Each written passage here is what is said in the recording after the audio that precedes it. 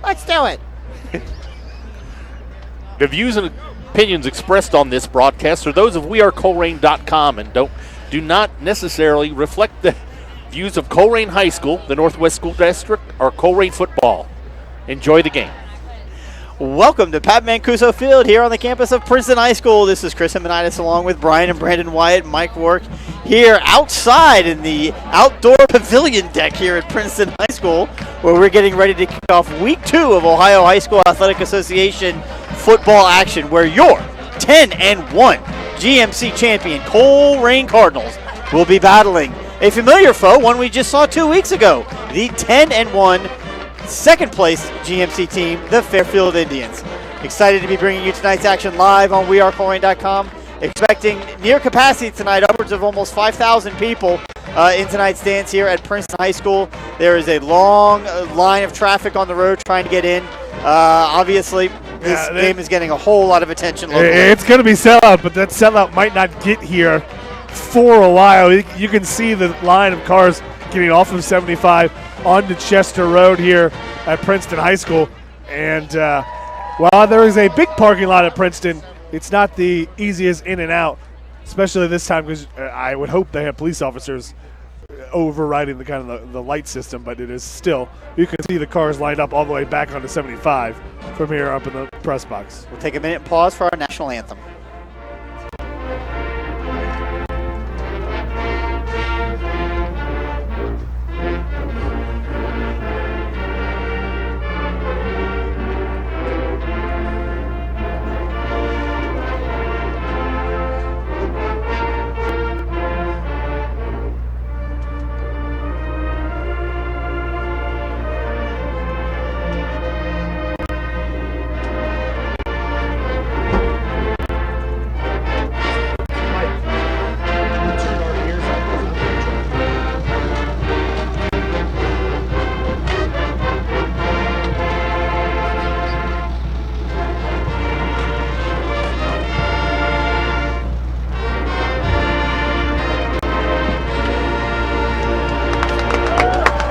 Beautiful rendition of our national anthem by the Fairfield High School Marching Band, being the home team and the 2 seed. They have brought their band and their flag corps, so they will doing all the pregame work as well as the halftime work as well, which will point our camera to the field only at that time.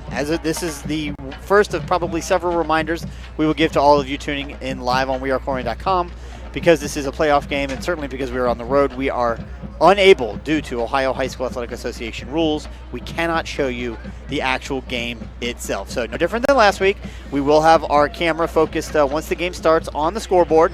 So you'll get your down and distance, you'll get your score, timeouts remaining, and all those pertinent things for the game. So if for some reason you can't listen, you can always just check down on your mobile device and see what's going on in the game. So guys, we're going to have a great game. You know, this is when the brackets came out, I think this was a game that was kind of jumped out as one that last week, all 4 top seeds won. So Elder, St. X, Fairfield, and Colerain, all top 4 seeds in the region, they all won. In fact, interesting note, in the state of Ohio in Division I, all top seeds, the top 4 seeds in each of the 4 regions all won last week. Not sure that that's the first time it's ever happened in history, but it clearly states that the best 16 teams have moved on to round 2, of which Colerain is one of those. So as the 3 seed tonight, they are the visiting team. They are here in their white tops and red bottoms, and I think Fairfield is going to be the 180 of that. I think they're in red tops and white bottoms. Yes. So that'll be an interesting dynamic for us to watch here as the game unfolds. as I said, there are lots of people here. Fairfield's got several media outlets here covering it. We're covering it, and of course, the game can also be seen live on Spectrum News 1, I believe, right now. So if you are in a place where you'd like to watch it, you can put that on. Of course, we encourage you to mute it and listen to us. Hopefully the timing will It might work. take you a couple seconds of Well, delay. it's not free. Just to let them know, if you guys click over, it's not free to watch the game on Spectrum One if you do not have a subscription. If you're not you're right. If you're not a Spectrum subscriber, right? If you're not a Spectrum subscriber, it's not or free. you don't know how to work a VPN. Or you don't know how to work a VPN. They're right. One of the It's not free. But you know what's free? We're free, and we're free because we're supported by the Colerain Boosters, who we can't thank enough, and we do it every week, and it's still not enough. And we thank the Colerain Boosters, which are you, the listeners, who take time to go to the webpage and join the boosters by going under the More menu and seeing the Colerain Booster menu options and helping us, because every little bit counts. Tonight's game is going to cost a little bit because, we have to pay OHSAA our rights fees in order to broadcast the game, and we'll do that. But first and foremost, fellas, let's talk about this game. Colerain, Fairfield. I have to believe the Indians probably have maybe a little bit of a bitter taste in their mouth from 2 weeks ago, losing at home, us ruining their perfect season on senior night, winning in overtime 16-10, and what I can only describe as probably the most exciting GMC game we've seen in the last 10 years between Colerain and any opponent. You got to go back to the last time the GMC championship was on the line, 2000, I believe, 10, when the Middletown Middies came to Colerain, and honestly, Middletown should have came away with the victory, and somehow the Cardinals pulled away, scored 10 points early, never let that lead up, and that's probably the most competitive, really, GMC game they've had since that time. And I've always stated it is very difficult to beat a team twice in the same year. They're uber talented, we're uber talented, but they kind of got more game film in their heads up. But I mean, there's some side twists going on in this game. We knew Jutawan McClain, their star running back, signed with Kentucky. Did not. He got hurt in our first game. He tried coming back in the second half and played a little back. Did not play at all last week, and they lost their. Trying to think of Franklin? Phil Thomas. Phil Thomas, number 4. Yes. Yeah, the kind of all-around guy. Yeah. Wide receiver, defensive back, and so last week they won with their third string running back. So we don't know if McLean's playing yet or not. We'll see. We'd love to see him play because you want to play a team at full strength. Absolutely. There's not a single team playing right now this time of year. Who is not banged up and who's going to 100% The thing to look at is healthy. the Cardinals. More than likely, you're facing a team without McLean. We don't know what his status is. He is dressed, he warmed up, but we don't know if he's 100%, how effective he will be in the game. We do know that Phil Thomas, who is basically their number 2 guy, he's their wide receiver. He plays running back only really because you have Jutawan McClain. Right. He's the second best athlete or second best ball skill player you have on offense. They're without him. And so a lot of that tonight is going to fall on the shoulders of the quarterback, Soares Ellis. And he stepped up to the challenge last week against against Hamilton. Fairfield trailed last week, and then a big second half opening. They had Ellis led a touchdown drive. They scored a defensive touchdown, and the kind of game blew open. Yep, they ended up winning last week against Hamilton at home, 37-13. Did these Fairfield Indians? They had let me get his name exactly right. Jaden Mays, who's a junior running back, who we're going to see a lot of, and who had some good runs against. We saw a lot 2 weeks ago. Yeah, he's their scat back, but he'll catch the ball. Yep. He's a tremendous athlete and a home run hitter at any time. Actually, on defense, I think he played a little bit last week. Had an interception return, 52 yards for a touchdown. So this Fairfield team the big kick return that was called back too. There you go. This Fairfield team is the best team they've had in a decade. I mean, probably more. Yeah, they will readily admit that. There's no doubt about that. For our Colerain Cardinals, they just keep doing what they do, right? I mean, last week at home against Princeton with a 30-7 victory. Princeton scored on, I think, maybe their first or second series of the game, and then, as so many times we've seen with this Colerain defense, that's it. You get your 1 or 2 series to score early in the game, and then the Colerain defense just steps up and does what they do. And offensively, really what we've seen over the past couple of weeks is an innovation of this offense. We've seen a lot of different formations to really accentuate some of our talent, like Deshawn Pace. And what we saw is that they kind of figured out that, you know what, and we talk about the learning curve for our new coach Sean Cutright. Really, with the most important thing for the Cardinals has been the evolution of their offensive coordinators. It's Tyler Williams, former quarterback, your quarterback coach, Dan Rod. Everyone talks about all the motivation and the defense, but what really got lost when Coach Bolden left was all those little details about running the option that, hi, how do I adjust to the defense is doing this? What do I do in reaction? Hey, they're cheating this way. What does that mean? What's my counter call? What's the adjustment on that second drive that breaks it open? And really, we saw in the Fairfield game there was no adjustment made that was successful for the Colerain Cardinals. And so what we saw last week at practicing a lot of different looks. You saw Wildcat, you saw pistol formation, you saw 4 wide, you saw 5 wide, it's through traditional wing. Wing, you saw the kitchen sink. Yeah, we saw several plays last week that we didn't see all season. We saw the play for a touchdown by Jalen Thomas that should have been a touchdown on 2005 if we hadn't jumped off the sides.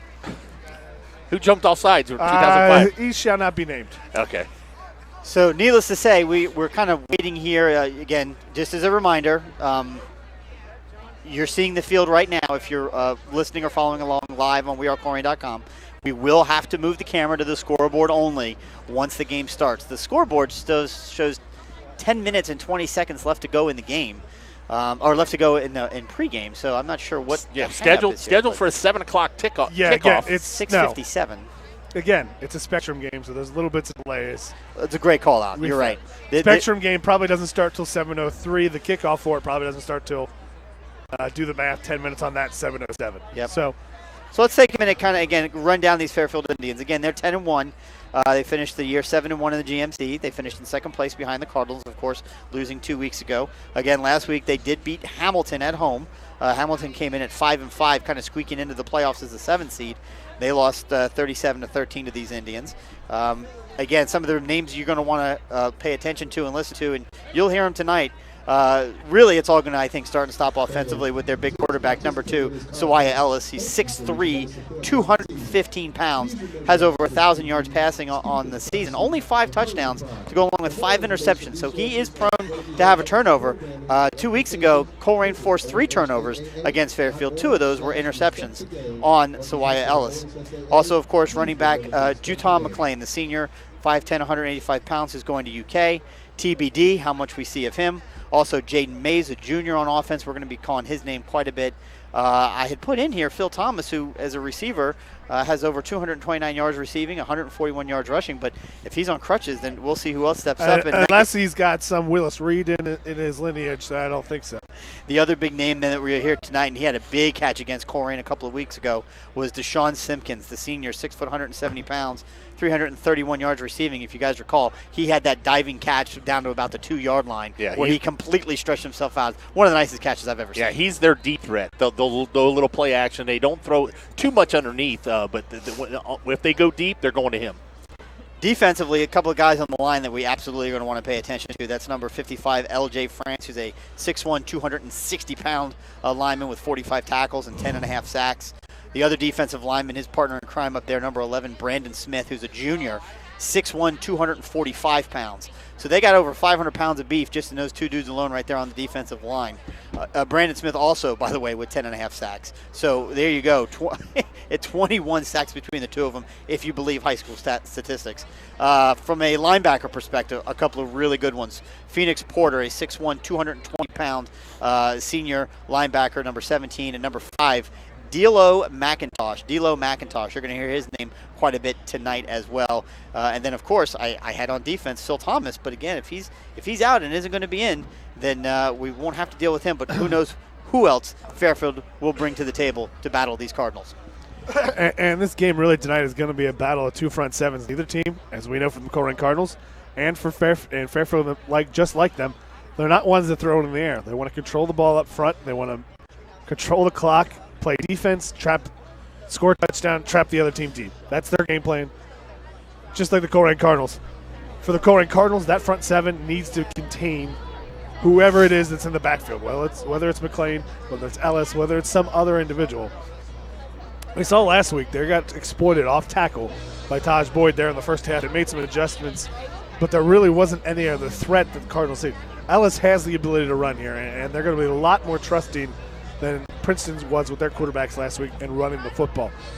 It's going to be up to Donovan Owens, Dante Corleone, Josh Ringer, LT Johnson to own that front.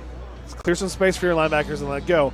On the other side of the ball, the offensive line is going to have to do a tremendous job better than they did in the first matchup, because let's be honest, they got owned last time between these two. The front seven for the Fairfield defense really owned the game, and if it wasn't for 6, 7, whatever the number of goal line stands the Colerain defense had, you could say the defensive line for Fairfield was really the players of the game. No doubt. Totally agree. Yeah, and then we got to remember, too, they had the big special teams play that they returned. That was called back. This game could come down to just one special team player. A big return, a bad kick, or something going on. As we've seen, I mean, there's three facets of the game. Colerain has struggled all year kind of with the snaps. The holder's done a great job picking up some bad snaps, but, we missed had an extra point blocked last week, so 1 point can matter here. We remember the last game, missed the field goal with regulation. Now, the good field news goal here blocked. There's little things that can happen that become big things in the big scheme. The good news for the Colerain Cardinals this week is these are pretty standard, long, NFL-sized goalposts. Yeah. There's not going to be any. There's not going to be any Fairfield. Question of whether the ball was through or not. So you're insinuating that kick I'm not saying it was in or out. I'm saying the call was made infinitely more questionable from both a fan standpoint and the referee standpoint by having those short goalposts. Well, in that, the referees were there. I mean, they've got the best view. They were there. They made the call right away, so you've got to believe them. But there was a few people on the field that questioned that. But you're absolutely right. The length. I mean, our holder, kicker, and snapper all swear it went right through. But again, the entire team reacted like it went through. Yeah. They didn't seem to have any doubt at all. I've never seen a team so convinced that it was good, and then all of a sudden find out it wasn't. So no replay in high school. A couple more Not reminders. You can reach us here in the booth at radio@wearecolerain.com or immediately in the chat group. We got from the email, we got Lenny Lopez listening in from Corona, California, where I'm sure it's much warmer than it is here. And in the YouTube chat. Yeah, in the YouTube chat, we've got Jim Shear and Tim Rigbar and Sean Murray chiming in on the Fairfield side. Good for him. Glad to have you tuned in. Vicky and Sean from Denver, or Vicky's from South Florida. Well, maybe she'll stop in and see the Bearcats tomorrow night. Wouldn't that be nice? Yes, Joey, we did say we can only show the scoreboard. Our apologies. That is Ohio High School Athletic Association rules. Nothing we can do about it. We'll keep it on the field here while the teams run onto the field. But right before the game starts, right before kickoff, our guy will move the camera and get it onto the scoreboard. Again, there's nothing we can do about that. If we show the game, we break rules, and OHSAA will find out, and then we run the risk of not being able to bring you Colerain football for the rest of the season, which, again, to your point, Brandon, based on what we saw 2 weeks ago, this is going to be a tough game. I mean, this Fairfield team, this is how I've described it to people this week. This is the best team Fairfield's had in 10 years, and arguably for Colerain, it's, to be fair, one of the weaker teams we've probably had in the past 10 years. They fight, they claw, they scratch, they find ways to score points, they find ways to hold teams out of the end zone, but, the talent disparity is there. Fairfield's got at least a half a dozen players in their senior and junior classes that are going to already have or will have Division I scholarships. In this Colerain senior class, there's one Division I player. That's Deshawn Pace. Yeah, but this game is played by a team, though. We got two. Elijah Ford. Elijah Ford. And Dante Corleone. Yeah. That's right, so three. So he's not in the senior class. He's a junior, right. But this all comes down. Football's a team game. You've got 22 guys on the field, at a time, and you can have the best player, and one player can dominate really on a lower level. But when you get Division I, it's all about team play. It's all about assignment football. It's all about everybody doing their job as one cohesive unit. So we'll see. This will be a war of attrition tonight. This is going to be a hard-hitting game. I hope everybody stays healthy, but they're going to bring everything they got on both sides of the ball. Game time temperature is 38 degrees. Feels a lot colder, Chris. That is a made-up fact. I have no absolute evidence of that. I'll let you look at it. It's 37 degrees. 37, so I was close. 37 degrees. We are, again, parked on the outside pavilion. Couldn't quite get in, couldn't squeeze ourselves into the press box this week because of all the media that is here to cover this game. It's a big game. And, again, we'll give you updates, of course, from the other big game in the city tonight up in Mason between the St. Xavier Bombers and the Elder Panthers. The winner of these two games will meet next week. I'm willing to bet bottom dollar at Mason for the Region 4 title, which if Colerain is fortunate enough to win this game, it would be our third consecutive regional championship game. Yeah, Fairfield had won the toss to start off. They deferred it, so this will be a first. We haven't seen this a lot this year. Colerain will start this game with the ball. So, again, thank you for tuning in to wearecolerain.com. We really appreciate all of you listening in every single week. Last week we had just a huge number of views watching the Princeton game, and it was over 10,000 views so far when I checked yesterday, which is unbelievable. I know, right? So we're really, really excited about that, and we're glad I watched it 6 times. Well, there you go. That counts, man. Whatever we need to do. I like to hear myself.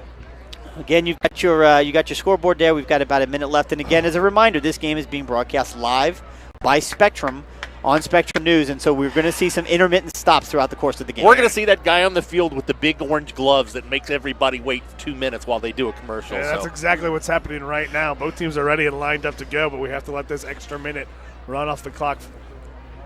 And officials break their huddle. A little different. This is playoff. We didn't really mention it last week, but normally you have a 5-man crew working the field that we'll get with the playoffs. You put an extra. We have 6 tonight? Yeah, 6-man officiating crew. So that should help. Got 2 on each sidelines and 1 behind each. And the thing, and things may have changed since my day, but they really haven't. The thing about this, the playoffs, you get the best of the best officials. You just do. And the good thing about that, most of the time, that means they let them play. That means that anytime there's these little, hey, that might have been a little extra, that might have been a little late, that might have been holding. Those referees kind of err on, let the kids play. Let them decide on the field. Don't let them interfere. Counting down 4, 3, 2, 1, game time. 12 minutes on the clock, and here we go.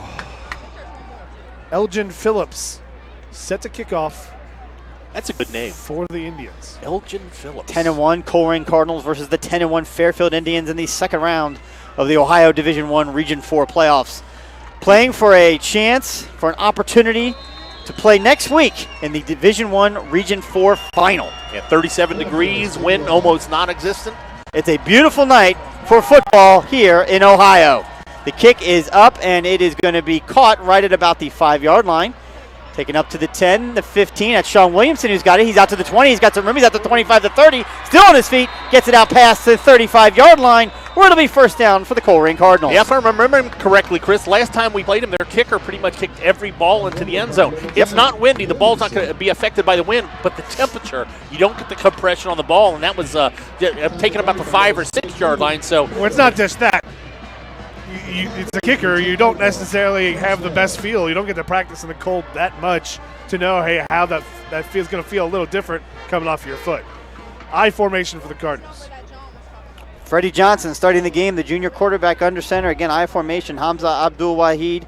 And the I is dotted by senior, number 3, Deshawn Pace. Well, we usually don't see him till later on. We're going to see Deshawn Pace early in this game in the first series. Well, as Brandon alluded to earlier. You can't hold nothing back. Yeah, the Fairfield defense really kind of stonewalled us 2 weeks ago. So Look we're going at to their have to linebackers.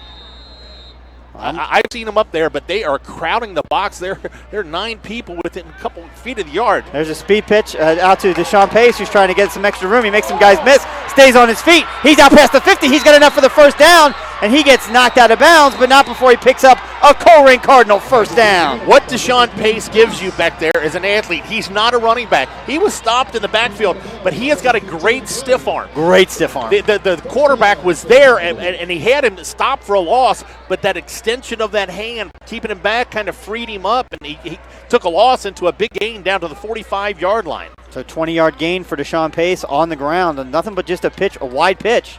As I said, Fairfield, we've seen people crowd the box, but their linebackers they can touch the defensive line. Yeah, they're all within the 10 yards of the line of scrimmage. Freddie Johnson takes it. Here's a pitch to Jalen Thomas out wide right. Let's see if he can get some room, and he does. He's on his feet. Jalen Thomas is at the 10. He's at the 5. Touchdown Cardinals! Jalen Thomas for 6. 2 plays and a touchdown for the Colerain Cardinals, and you can't script a better start. This offense did not have the answer last time these two met to the defense. This time they found a little wrinkle. Both two opening play, you run the fullback in motion, you pitch to Deshawn Pace in the opposite way. This time, put the fullback in motion, Jalen Thomas comes right behind him, and he does a great job. Isaiah Myers sets his guy, puts him to the outside. Deshawn Pace puts his guy to the inside. Kick is up, kick is good. And at the 11:30 mark of the first quarter, 30 seconds in, it's the Colerain Cardinals 7, the Fairfield Indians 0. And what you got to see there on this play, well, you didn't get to see, but we got to see. We'll describe you. Isaiah Myers, the sophomore wide receiver. The difference between week 1 is astronomical. Yep. He's working on the outside. He lets his guy go outside. If he's got the defender's going outside, you take him outside. Deshawn Pace comes on the inside of the play, takes his defender in. Jalen Thomas has got this toss sweep. Does he cut it outside? No, he cuts right in between his blockers. He gets right through an arm tackle, picks up his feet, and he's off to the races for 6. Yeah, and Fairfield had made that adjustment, and I was talking about they had 7 guys in the box. I mean, that close. Nobody outside the tackles, and with Colerain out of the eye with the extra tight ends, puts every defender one-on-one, and if you don't make that play on the running back, we show you what Jalen Thomas can do. So a great start. Cardinals to kick off Cameron Ott from the 40. I will note one thing here after the kickoff that'll, I'll do it right now. Coach Combs never used to wear a T-shirt. He always is in his polo. Right now is in his coaching shirt with no sleeves and shorts in the weather. Well, he's never. He always wears shorts. Even last couple of years, we always seen him there, but. It's a level of toughness that, I think exudes confidence to his kids. Cameron Ott approaches the ball, gets his foot underneath it, and he kicks it to the opposite side of the field. Interesting, taken at the 15-yard line. And immediately tackled, hit, and taken down. Good special teams coverage by the Cardinals. Fairfield will start off 1st and 10 at their own 22-yard line. That was Williamson in 21.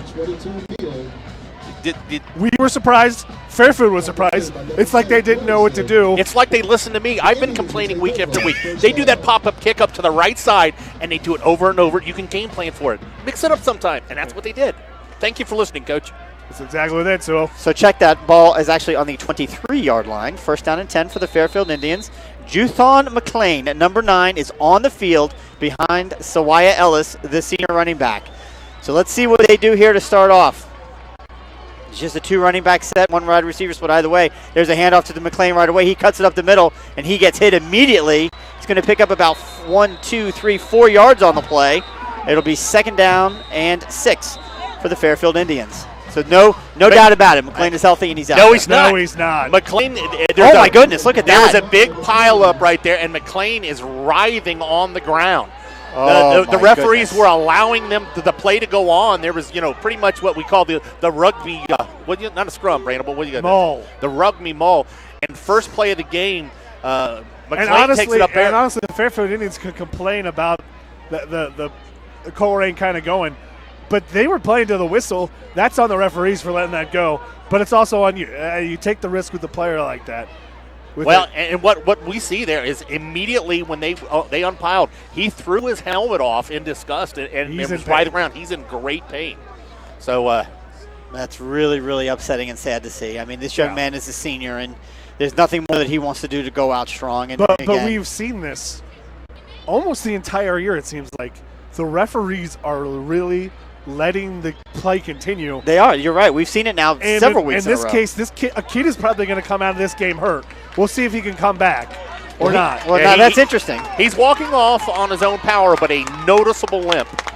But again, the question is how healthy is he really, I know, right? but to me, this has got to be a point of emphasis. You can't change it the way it's officiated this year. But again, that's not the first time we've seen a kid get hurt because they've let the play continue as long as they did. Yeah, but if you call it too quick, people are going to complain too. I mean, it's a fine line that the referees have to do when the players are fighting for extra yardage. So 2nd down and 6, Sawaya Ellis drops back. He's going to do a quarterback keeper, try and find some room, and the Colerain Cardinals are there. He's going to pick up about 2 yards on the play, get out to the 29-yard line, but it'll be 3rd down and 4 forthcoming. Yeah, good coverage on the outside. They were doing a quick out, and it was covered up. It was Kenny Willis getting some playing time, stops it, and he tried to scramble, get outside, and there was nothing there, but he does pick up 2. So we're going to call a referee's timeout? What's going on? It's an equipment issue for Deshawn Pace. His helmet come off? Not sure what's going on. We'll give him a minute, let them get it all figured out. So Deshawn Pace comes off the field, and who's that coming in, 33? Is that Jarman? Yep. Juthon McLean is standing over on the sideline, kind of walking around. He's talking to what I assume is a Fairfield athletic. This is a kid. I mean, he's not on a bench or anything. He's fine. He looks not. fine. You can tell. Is he 3rd down and 4? 3rd down and 4 in the shotgun. So at number 19 in motion. There goes Mays. There's the handoff to him. He's going to try and get it wide right. The Colerain defense is there, and he's tackled for a loss. Back at the original line of scrimmage. It'll be 4th down and 10, and the punting unit will come on for the Fairfield Indians. Every year you say it, by this time of year, you're no longer Colerain Cardinal player down. It's the man who made the tackle, Kenny Willis. He kind of fell. I think the running back kind of fell on him as he made the tackle.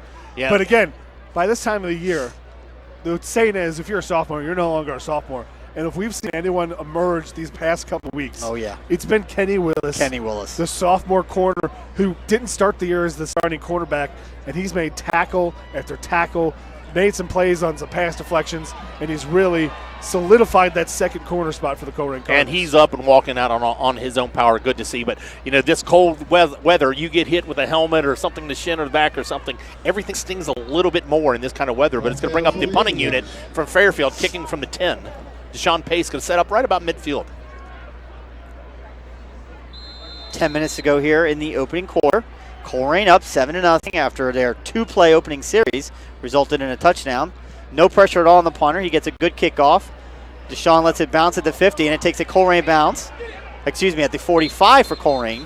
Takes a Colerain bounce back to the 46-yard line of the Cardinals. I think that's where they'll mark it, and that's where the Cardinals will start off for their second possession of the game. And again, we have to recognize these are kids. Absolutely. And we have to recognize that as much as these teams have put into this game, it's just a game. Absolutely. And we're talking about McLean. I think right now his decision, his family is all on the sidelines right now. I think. Are they? Do you see them? I assume they're down there. They're down there. They're making a decision bigger than football right now for the young man. I agree, because at the end of the day, this man has a full ride scholarship to the University of Kentucky. You don't want to do anything to put that at risk.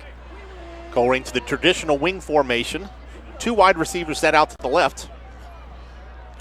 That is Deshawn Pace and Isaiah Myers. You've got Hamza Abdul-Wahid in the backfield.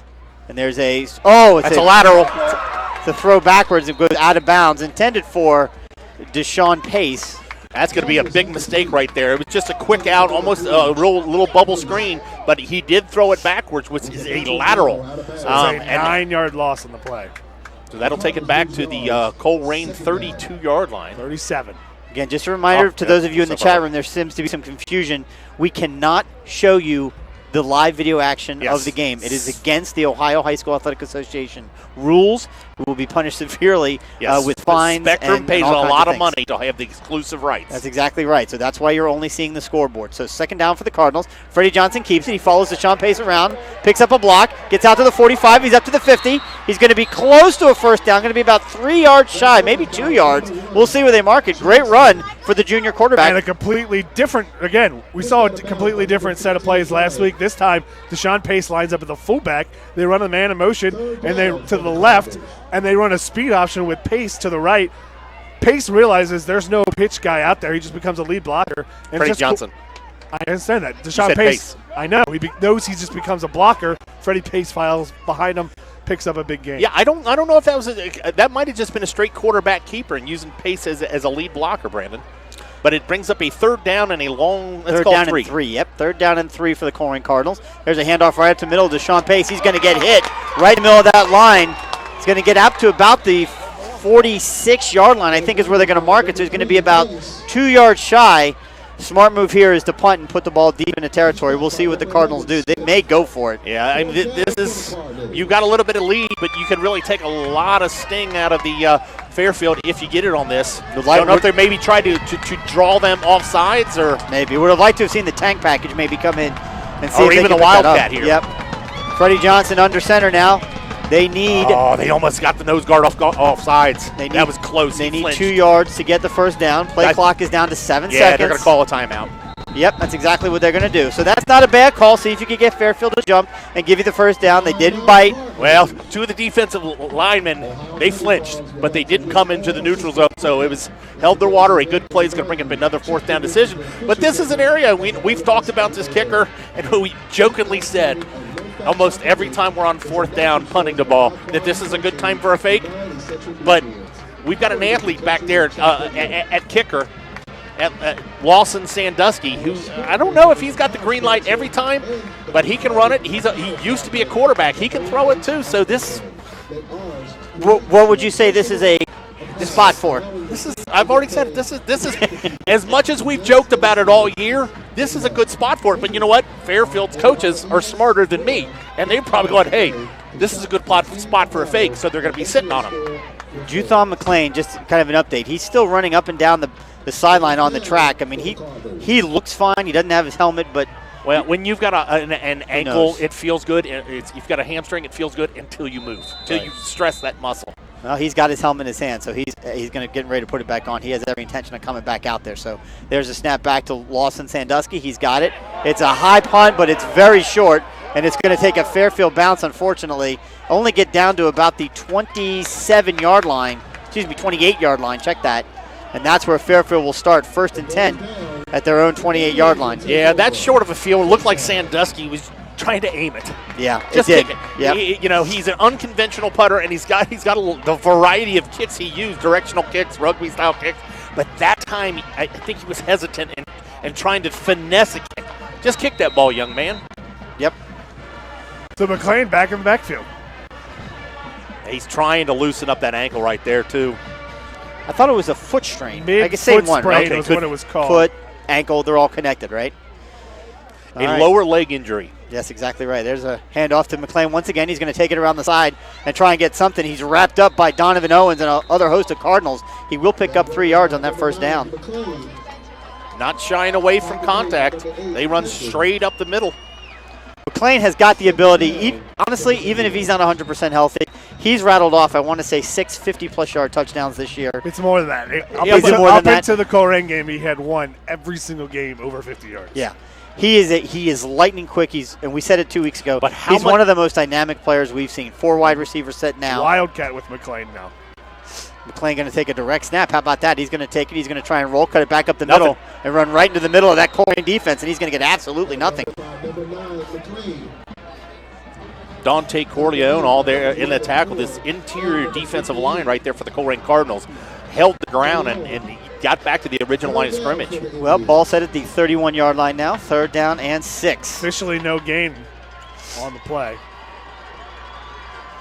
So they need to get to the 42, or the 38 for a first down. Colerain up 7-0, 7:22 left to go here in the 10 open seconds quarter. on the play clock. Fairfield's got to get set. Little slow getting it. 6, 5, 4, 3, 2.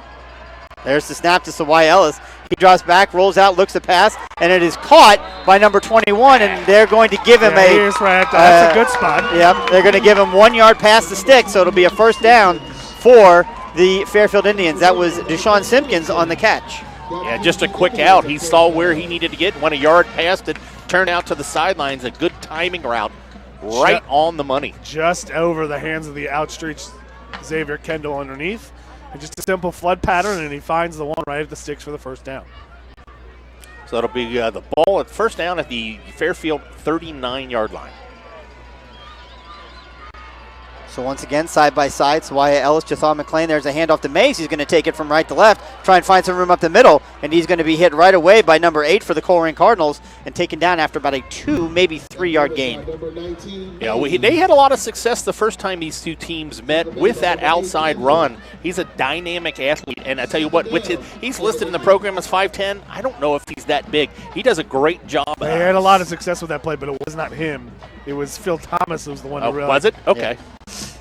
Yeah, Phil Thomas, number 4 for the Fairfield Indians. Kind of a do-everything for them. Cornerback, running back, wide receiver. Just an all-around good player. Jaden Mays had some plays, but it was really the combination of the two that really. Yep, there's Sawaya Ellis once again now. The hands off to McLean. He takes it up the middle. He bounces it outside, and he's immediately met by Sean Williamson, number 10, making the tackle. And after a great play by Sean 2. Williamson because the Cardinals stuffed it the hole that McLean was going to, but he sort of bounced off of everything. Kind of made a good play, and it was Sean Williamson and nothing else to the outside because everyone went to the point of attack where the guards pull, and if Williamson doesn't make that tackle, McLean probably takes it to the house. So 3rd down again for the Indians now, 3rd down and 5. Sitting on their own 44-yard line, trying to get to midfield, pick up another 1st down, and try and even the score here against these Colerain Cardinals. Jathon McLean now spread out wide, comes in motion left to right, fakes the handoff. Quarterback keeps it Ellis. He's going to be wrapped up in the hole, and he's going to be short of the 1st down. He gets right back to the 45-yard line, so call it a 1-yard gain on that play. I'll give him probably the 45 and a half, 46. 5.5, yep. But he's going to be about 4 yards short. And what was interesting there, we talked about it earlier, is the long time the referees give them to stop that. when they did that, they stopped the play, and he was still moving. Everybody's still moving. You heard the moans from – we're sitting on the home side, so we hear the Fairfield fans complaining that time that it was stopped too early. So you're never going to make anybody happy. I know, but if you're concerned about player safety, you blow it early. Stay consistent. That's all we ask. Deshawn Pace lined up at the 25-yard line. It's a good high punt and pushes him all the way back to the inside the 15. He catches it, tries to find some room, but just a great execution on special teams by the Fairfield Indians. The Colerain Cardinals are going to be way back inside their own 20 to start this drive. Yeah, Pace does a good job. I mean, if that ball bounces, it could be taken a little bit back, and he gets it out just outside the 15. And I tell you what, give credit to the punter right there. Great hang time. Really good gives the defense enough time to get down there, and there were nowhere to go. Well, give credit to him because he hung in there because they have that little wedge block in front of the punter that's become pretty commonplace. And there was a Cardinal on each person in that wedge block, and they were coming right for him, and he stood right in there and kind of got pushed back. The defender kind of got pushed back into him, so brave to take that hit. And it's Colerain back to the I formation. Jalen Thomas now dotting the I with Hamza Abdul-Wahid in at fullback. Freddie Johnson takes it, fakes the handoff, pitches it wide to Jalen Thomas. He makes a man miss in the backfield. He gets out wide. I think he's going to get a whole lot of running. He stepped out of bounds. The refs blew the whistle too early. I know.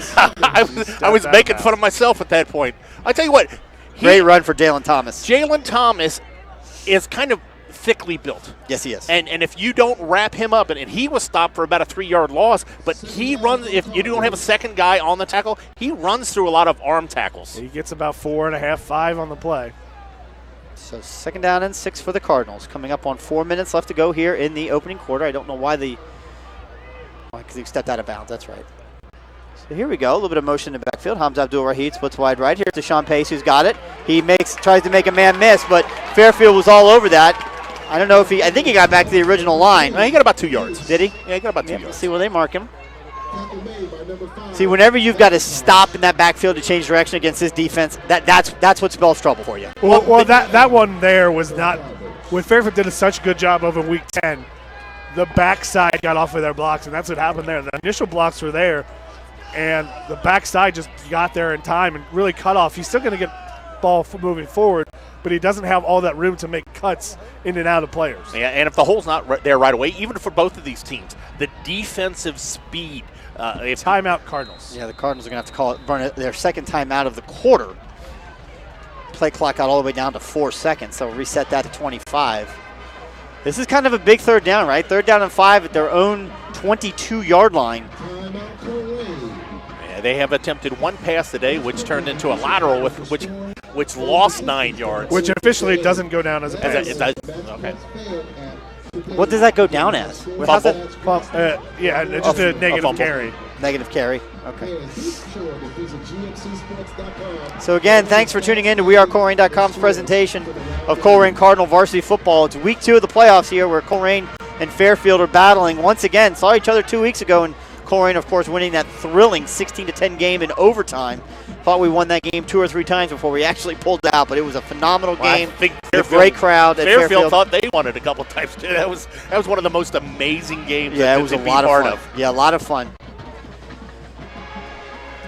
Also want to give a shout out to the Colerain fans. They are here in full force. They've got the entire visitor section filled up, as do the students. So, Mike, what are you doing? Can you sit down, buddy? Thanks, man. I got to call the play. So, hey, Wildcat formation. All right, so there you go, Wildcat formation. Deshawn Pace in the backfield. Jalen Thomas in motion. He takes it, looks for some room. He's going to keep it himself. He's not going to get nearly enough for the first down. He fakes the ball to Jalen Thomas on that jet sweep there, and Jalen Thomas makes a mistake and does not block the guy in front of him, and that's the guy that makes the tackle. So the Fairfield defense now stepping up and really going to get an opportunity to flip the field here. No need to worry about Lawson thinking he's got to try and pooch this one. He's got to get his foot behind that thing, kick it as hard as he can. Yeah, Shannon. Who's that back for the Fairfield Indians? I did not see his number. That's Jaden Mays. Jaden Mays? Yep. Okay, Jaden Mays back to receive, standing at his own 45-yard line. Can't imagine Fairfield to be bringing a whole lot. They do bring some. Lawson Sandusky gets it off. It's a low kick, and it's caught at the 45. Good pursuit by the Colerain defense, but Jaden Mays does take it into Colerain territory and gets tackled at about the 47-yard line. That's where Fairfield will take over with about 2.5 minutes left to go here in the opening quarter. Colerain up 7-0. And that's where the special teams has kind of set this up. Colerain starts that last possession with a big kick. No lack of return, sets them deep, doesn't do anything with their 3 plays. The punt is a decent punt by Sandusky, but does set Fairfield up in great field position in Colerain territory. Ball at the 48. Juton McLean and Sawaya Ellis lead their team back out on the field. Number 88 is another player, their big tight end. Haven't called his name yet.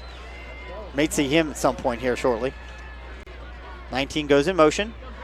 Fakes the handoff, does Ellis. He keeps it. He looks to pass. The fans are trying to show him where to throw the ball. He's going to get tackled and taken down. He's going to pick up a few yards on the play down to the 45-yard line. Yeah, Colerain, no penetration on that one. He had plenty of time. They go play action. Did you see someone open? Because the fan sure did. Well, he had one-on-one down the sidelines. He looks like he's open. It takes a perfect throw, but your safety kind of is giving him a little bit of room, a little bit of help to the cornerback. So, but we've seen, they like to go deep. Yep, 3-yard gain on the play. 2nd down and 7.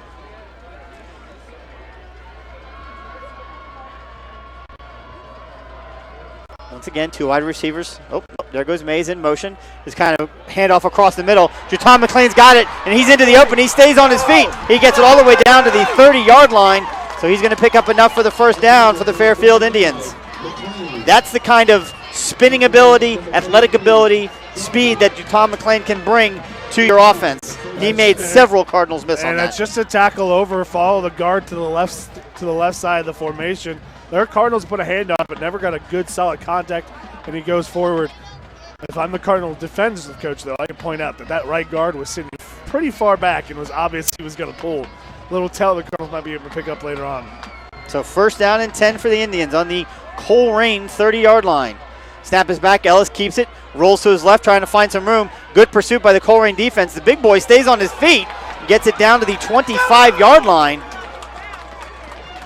So 2nd down and 5. Again, Sawaya Ellis, a senior, going to Toledo on a full ride scholarship, not as a quarterback, but as I think maybe a safety or a linebacker. Yeah, listed at 215 pounds. He shows it right there. He stopped for a minimal loss, but he carried a lot of the Colerain Cardinals.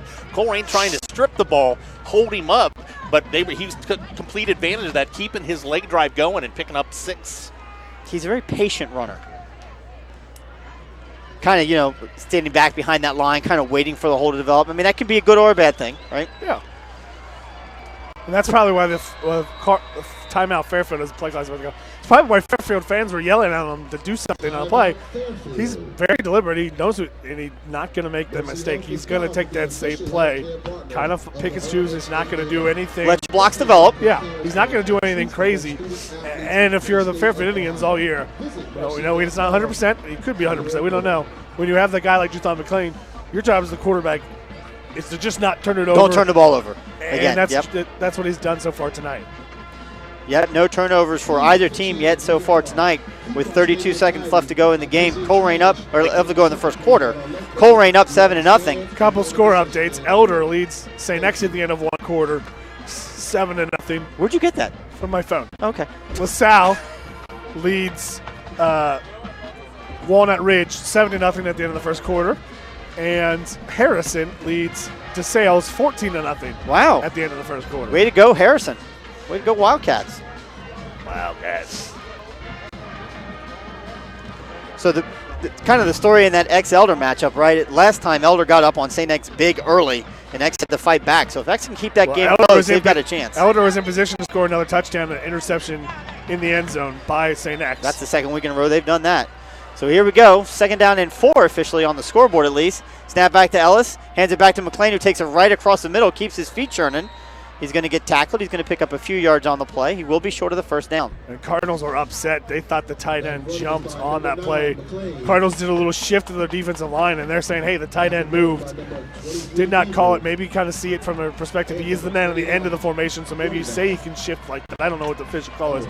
Maybe the referees just missed it, but it sets up a 3rd and 2. Yeah, we saw it a couple times last week against Bristol where the Colerain defensive line, as a unit, shifted to one side or the other, and it drew the offensive lineman off. Fairfield didn't fall for that, but 2-down territory, 3rd down and 2. Yep. That is the officially end of the first quarter. They'll flip sides where the Colerain Cardinals lead the Fairfield Indians 7-0 as we head into the second quarter. And fellas, you know, it's one of those situations where they need 2 or 3 yards, and you're right, Brian, it's 4 down territory, right? You've got, again, enough beef on that offensive line and talent in the backfield that you should be able to get and 2 or 3 we saw yards. from that formation, France, the big defensive lineman, in formation as a tight end for the Fairfield Indians. So they're bringing their kind of version of the tank package double tight end out for this 3rd and short. How big is that, Frank? France is 260 pounds. Okay, nope, that's Malachi Sanders, not France. Oh, Sorry. okay. All right. Either way, 6 foot, 260 pounds. You know, It's a lot of just as beef. big. It's a lot of beef up front. So, again, thank you for those of you who dropping us any emails at radio@wearecolerain.com. That means Give Brandon a chance to take a look at those. Also, if you're chatting in the chat room, we really appreciate it. See a couple of Fairfield fans in there. That's great. Glad you guys are tuning in. Randy Hunt listening out in Ross. Thank you, Randy, as always. Too cold out here for Randy. He ain't coming out in this weather. Oh, boy. I was about to say this is an awful long timeout, but it probably Spectrum. It's a Spectrum TV Spectrum, timeout. yeah, it's Spectrum taking a little bit of advantage of the end of the quarter. No, it's just like an actual like full 2 minutes we have to wait. Oh.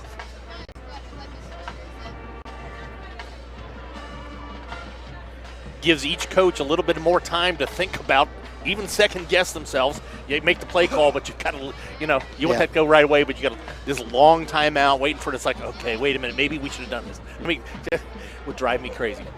You know, we've seen a lot of GMC contenders come at Colerain during their 20 years of consecutive GMC championships, which is unprecedented, and I would argue will never, ever be matched again. Well, they probably said that about Princeton when they got their 19. Right, because it was ridiculous then, Yeah. right? Yeah. And it's ridiculous now. But other schools are catching up, right? This Fairfield team is a very, very good football team. And by the way, their JV team lost 1 game, and I think their freshmen went undefeated. So Fairfield has got players stocked for the foreseeable future. We'll say that. So this is going to be, hopefully, turn into a really good rivalry between these two schools because, frankly, Colerain really hadn't had that rivalry in the GMC over the past couple decades. You've had Elder back in the early 2000s. You've had Sanex as of recent, but really hasn't nothing been. in conference, Well, right? in the league always set it up, by location, and they always said Oak Hills was our rival. But wasn't that more because we played them in the did. MCC? Right. Right. They were never our rival. They were never our rival. Oak Hills Not in league. So Oak here we Hills go. sometimes is their own rival. So here we go now. 3rd down and short for the Fairfield Indians. Let's see what they can do. You've got Sawai Ellis and Jatwan McLean in the backfield. A lot of movement by the Colerain Cardinals is going to draw the left guard off sides. Yep. Good call, Brian. That's a false start, 5-yard penalty against the Fairfield Indians. So back it up. What was 3rd and 3 is now going to become 3rd and 8. Just before that, I was going to. That was the weirdest jumping around. Yeah. I was about to yell, Colerain's not ready. He said, get set. The The Colerain Cardinals basically vacated from guard to guard, vacated from tackle to tackle, then everyone swarmed on the inside. Interesting. I don't know if that was by design or just happenstance. Yeah, just kind of dancing around before the play, but either way, a 3rd and 2 becomes a 3rd and 8. Third and 2.5 becomes a 3rd and 7.5. Something like that. Sawai Ellis getting the sign. Yeah, Are they going to call a timeout? Yeah, he was getting the sign from his coach and asking him again. I'm not really sure what had happened. I was watching his mannerisms. Coach sends a play in, and I don't know if the signals got crossed, but he didn't understand what the coach was saying. Yeah, Coach there Krause was still does not 21 seconds left in the play It clock. was at 16 when he called timeout. I looked over. Coach Krause was not very happy having to use And that maybe timeout. that's one where someone, it's not always the player's fault. Sometimes it's the assistant coaches. Maybe one of the coaches gave him a signal and Sawai Ellis probably did the smart thing. Hey, these two signals. There's always a play. There's always a signal, and then there's a signal that's the formation, or maybe some motions that have to go in it. Well, he probably got it from the side and was like, "Hey, coach, these don't match up. These formation doesn't match this play right. number." That's a good call. Good insight. And to your point, Brandon, a lot of teams use 3 coaches calling the plays in. They did earlier. Where one's a dummy, one's formation, and so there were, absolutely. Something was not right. You're going to get one coach is the number. That's the play. Whatever numbering system or verbal system you have, the other one's the formation and motions, and obviously something didn't compute, and we'll reset again with 3rd and 7, Fairfield minus a timeout. So this defensive line's got to set up, give a little bit of penetration right here. Look for Fairfield's throwing the ball. Yeah, look for a pass here. So Wyatt Ellis drives back, rolls, looks to pass, looks down the middle of the field. Deshawn Simpkins is open, but it is caught. Simpkins catches it, and he's down at the. Oh, they're calling it a touchdown. Yeah, it's a touchdown. Right through the hands of. Was that Kenny Ellis? Through the whole hands of Kenny Willis. Kenny Willis was there, but just can't jump high enough. I don't know if it went directly through his hands. Kenny Willis was in perfect position, jumps up to make the play, and just missed the ball.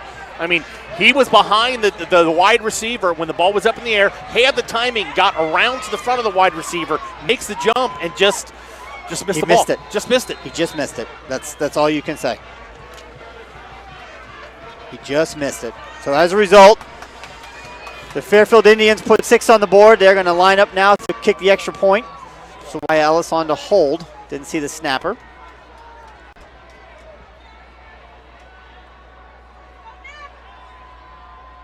Snap is back, hold is down, kick is up, and kick is good. So, with 11:51 to play in the first half, it's the Colerain Cardinals 7, the Fairfield Indians 7. You know, we've seen this Colerain defense, and I've said it time and time again. That's really unfortunate. This 50 stack sets your cornerbacks on an island. They're one-on-one. He was in perfect position. I was about to scream for the interception. And that's what I thought. It just, from our. I mean, he stopped and he jumped. He was like, okay, I'm going to get it. It went right through his hands. And he just missed it. Just missed it. I mean, he's made some big plays. This time he misses it, no fault of his own, one-on-one. And Fairfield has tied this ball game up. And credit, I'm sorry, his last name is Simpkins, right? I want to be sure I get that right. Yeah, Deshawn Simpkins. Credit to him. He's a receiver who had a big catch in the Week 10 game. And as I think a junior, confirm senior. that. Senior. I think he's a senior? Senior. So as a senior up against a sophomore, he went out there and he didn't give up. He didn't try and turn into a defender. He said, no, I'm here. I'm going to get this. I'm going to rip this ball away, and I'm going to score. And that's exactly what he did. Well, and they tell you time and again, you want to high point the ball. Catch it at its highest trajectory and get it there. But that ball wasn't that high. No, it wasn't. It's just, he just missed it. It went right through his hands. He just missed it. Let's shouldn't say his hands. It went right through his arms. Yeah. So as we said at the beginning, this is a tight game between two good teams. Fairfield is a talented team. I mean, Fairfield is good enough, honestly, that if they come out of this game with a victory, I feel confident in their ability that they can run with X or Elder. I don't know that they can win, but I think they can run with either one of those teams. Ball lined up at the 40. There's the kick. It's a low line drive kick taken by Sean Williamson inside the 5-yard line. So good kick, and he's got little to no body blocking for him, trying to find some room. Guys, where was the blocking? There were six Indians down there, and not a single Cardinal. Timing was off a little bit, and your front line kind of released a little bit early. Also, again, we saw it for the Colerain Cardinal kickoff. That kickoff was set up to go left. The ball went about as far right as it could go, and Williamson's in an island. He can't get there before the defenders have gotten past that side of the wall. They've already outflanked the wedge. But knowing that he's inside the 10, and maybe, again, just not thinking, shouldn't he just let it go at that point? You never want to take the chance. You got to, what kind of angle it's on, you don't know. All right, so the Cardinals are back on offense. First time we've seen them on offense for a little while. Freddie Johnson under center, traditional wing formation. Jalen Thomas takes a speed pitch, cuts through the middle, makes several guys miss, is going to have enough for the first down, and he's all the way out to the 35-yard line. Huge run for Jalen Thomas. Nothing fancy, just a little jet sweep underneath on the motion, coming across of it, and he gets it, finds a seam and cuts it inside off tackle, something he couldn't do. He tried to the first time he's two men. Quick tempo offense. Yep, D'Lo McIntosh on that tackle. Mentioned him pregame, one of the leading tacklers for Fairfield. First down and 10 for the Colerain Cardinals up at their own 35-yard line. Again, Freddie Johnson back under center. Traditional wing. Here goes a man in motion. Hand off to the fullback up the middle, which we had not yet seen tonight. And as we saw an awful lot of in Week 10, Fairfield was ready for that and stopped that play after a very short gain. Yeah, Hamza Abdul-Wahid's going to get about 2 yards on that play. And that's the one he's just kind of riding the side. He's taking his veer course on the side of his guard, just kind of following him. And the unfortunate part is there wasn't enough vertical push to give him space to get outside. And he's really not hit hard, but he's not anywhere to go forward, and he kind of gets taken down by his ankles, and there's just not really room for him to run. Yeah, Hamza clearly not the physical specimen that we had last year at fullback and Ivan Pace Jr. He's a different kind of runner at that position. And there we go. Freddie Johnson drops back, looks the pass, throws it deep down the right sideline. It is incomplete, intended for Jalen Thomas, and just overthrew his receiver. Yeah, he had two guys just running a streak down the side, but also he had two Fairfield defenders along with them. Probably a little bit crowded there. I don't think you got one of those same patterns run that close together, but that ball was overthrown. None of the four guys down there. And that's when I think that's where Freddie Johnson wants to throw it, right? That's when but Jalen Thomas kind of gets caught up. He doesn't get a clear path to release. Yeah, ball was a little. And that's Freddie Johnson kind of anticipating. That's where I'm supposed to throw it, not really adjusting from their point. 3rd down and 8. Lawson Sandusky in the backfield. He's in motion. Stays on his feet, does Freddie Johnson, but he's going to get hit. There's a flag on the play. Behind the play. I'm guessing that's going to be It's either holding or is it a face mask? It's a face mask on the Indians. Is it a 5-yarder or is it a personal foul? That can make a huge difference. Well, we'll see. You know what's interesting? When we get the broadcast, we're in different areas, different stadiums and all that. When we're the visiting team and broadcasting from the home side, it's a little different. Yeah, if you guys don't you hear a difference tonight, there is no ambient mic outside because. Did you turn it off completely? Yeah, it's on a little bit. It's on a little bit, but there are some times when we're on the opposite side, we make a big play, but the other time's complaining. But when it gets quiet like that, you'll hear some parents that are a little overzealous, and I was guilty of that back in the day. Yeah, it's all right. It's all right. So here we go. Here's the call from the head referee. Again, that was almost no game. Personal foul. Personal face foul. mask. 15-yard First down, penalty. Cardinals at midfield. That is not the first personal foul that the Fairfield Indians have committed against this Colerain Cardinal team. If you recall, 2 weeks ago, fellas, they had at least 4 personal fouls. And a lot of them in key situations. And now another key situation right here, on a 3rd down and long, it gives Colerain first down. The ball exactly at midfield. So that's exactly the kind of break the Colerain Cardinals needed because they were getting stuffed offensively. Drops back. Here's a pitch to, I'm sure he's got that. Is that Jalen Thomas who's got it? He's running along the side. He's still on his feet. He breaks through. He gets inside the Fairfield territory. All the way down to the 36-yard line. It'll be, I think, enough for the first down. We'll see where they mark it. And again, a little wrinkle. This is a counter. They run left. Jalen Thomas comes backside in motion the other way. Just a toss to him coming the opposite direction. 53 for the Colerain Cardinals does a good job holding the outside. Jalen Thomas makes a guy miss. I think Lawson Sandusky may have missed a man, or there's just another guy free. But he picks up enough for the first down. Yeah, 53, Zach Stegmuller makes a key block in that situation. So the ball's down to the 37. First down and 10 for the Cardinals. Score tied at 7, 9:28 left to go here in the opening half. Colerain has had a lot of success back to this I formation. Yeah, that's kind of an offset I formation. Freddie Johnson takes it out from under center. He rolls, keeps it. He's going to try and pick up a couple of yards, and that's about all he's going to get. Well defense for the Fairfield Indians. Yeah, they strung it out.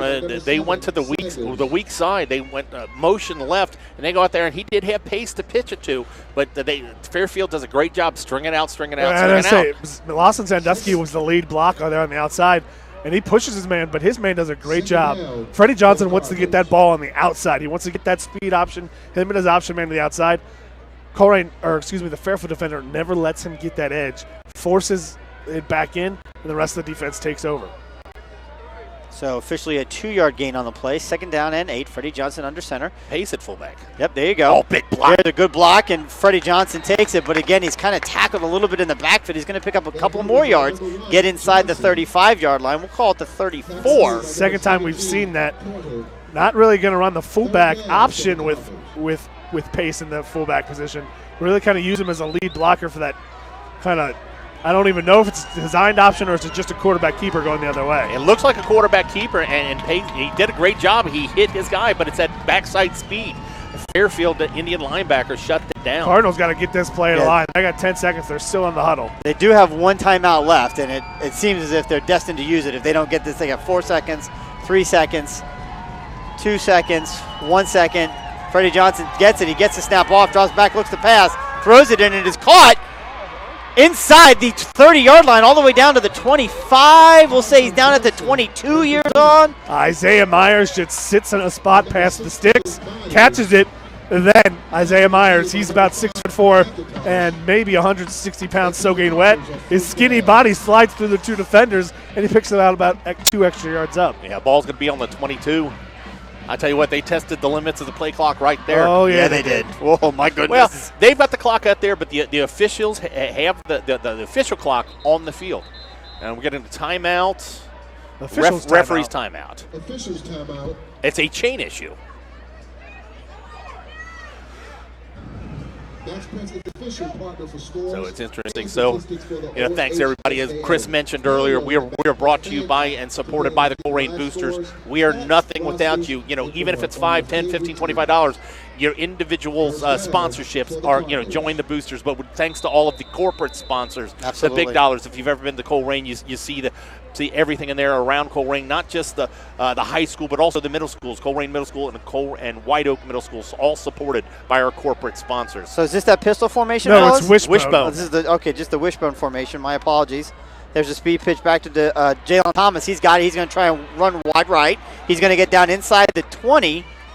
It's going to pick up maybe 2 yards on the play. And you talk about the Colerain runs that option, that old school option. They really haven't. They run the more modern, Paul Johnson-inspired Georgia Tech Navy option.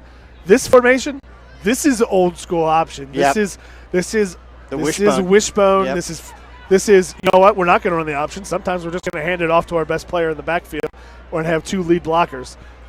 And we've seen that as they get down near the red zone every single week where they seem to move that. Now they move back to the I formation with Isaiah Myers. The 6'4" wide receiver split out wide. There's a handoff to Deshawn Pace. He lowers his head. There's a and he flag cuts it on in. the play. Looks like the interior lineman's going to be called for a holding. Yep. There is a flag on the play. Yeah, he runs left, but somebody on the right side, there's a little bear hug, a holding. So we're close to the first down. Yeah, it's a spot foul, though, right? So Yeah, it's a spot foul from the line of scrimmage. So it's going to take it back out to the 29-yard line, 28-yard line. It's going to be spotted. So the down will be repeated. It'll be second down, but it'll be second down in about 15, 15, 16 yards. 16. 16. Second down and 16 on the scoreboard. So Chris, how many years have I told you don't look? Yeah, have you seen our? I said 14 or 15 myself. Yeah, I know. I didn't look at that. Scoreboard operators are all volunteers, and their math is sometimes off. My math is usually always Even Colerain, God love them, they're all volunteers, but the game happens pretty quickly. I formation once again. Hamza Abdul-Wahid splits out wide. Freddie Johnson got it right down the middle of the field. Got it right down the middle, and there's a catch, and into the end zone.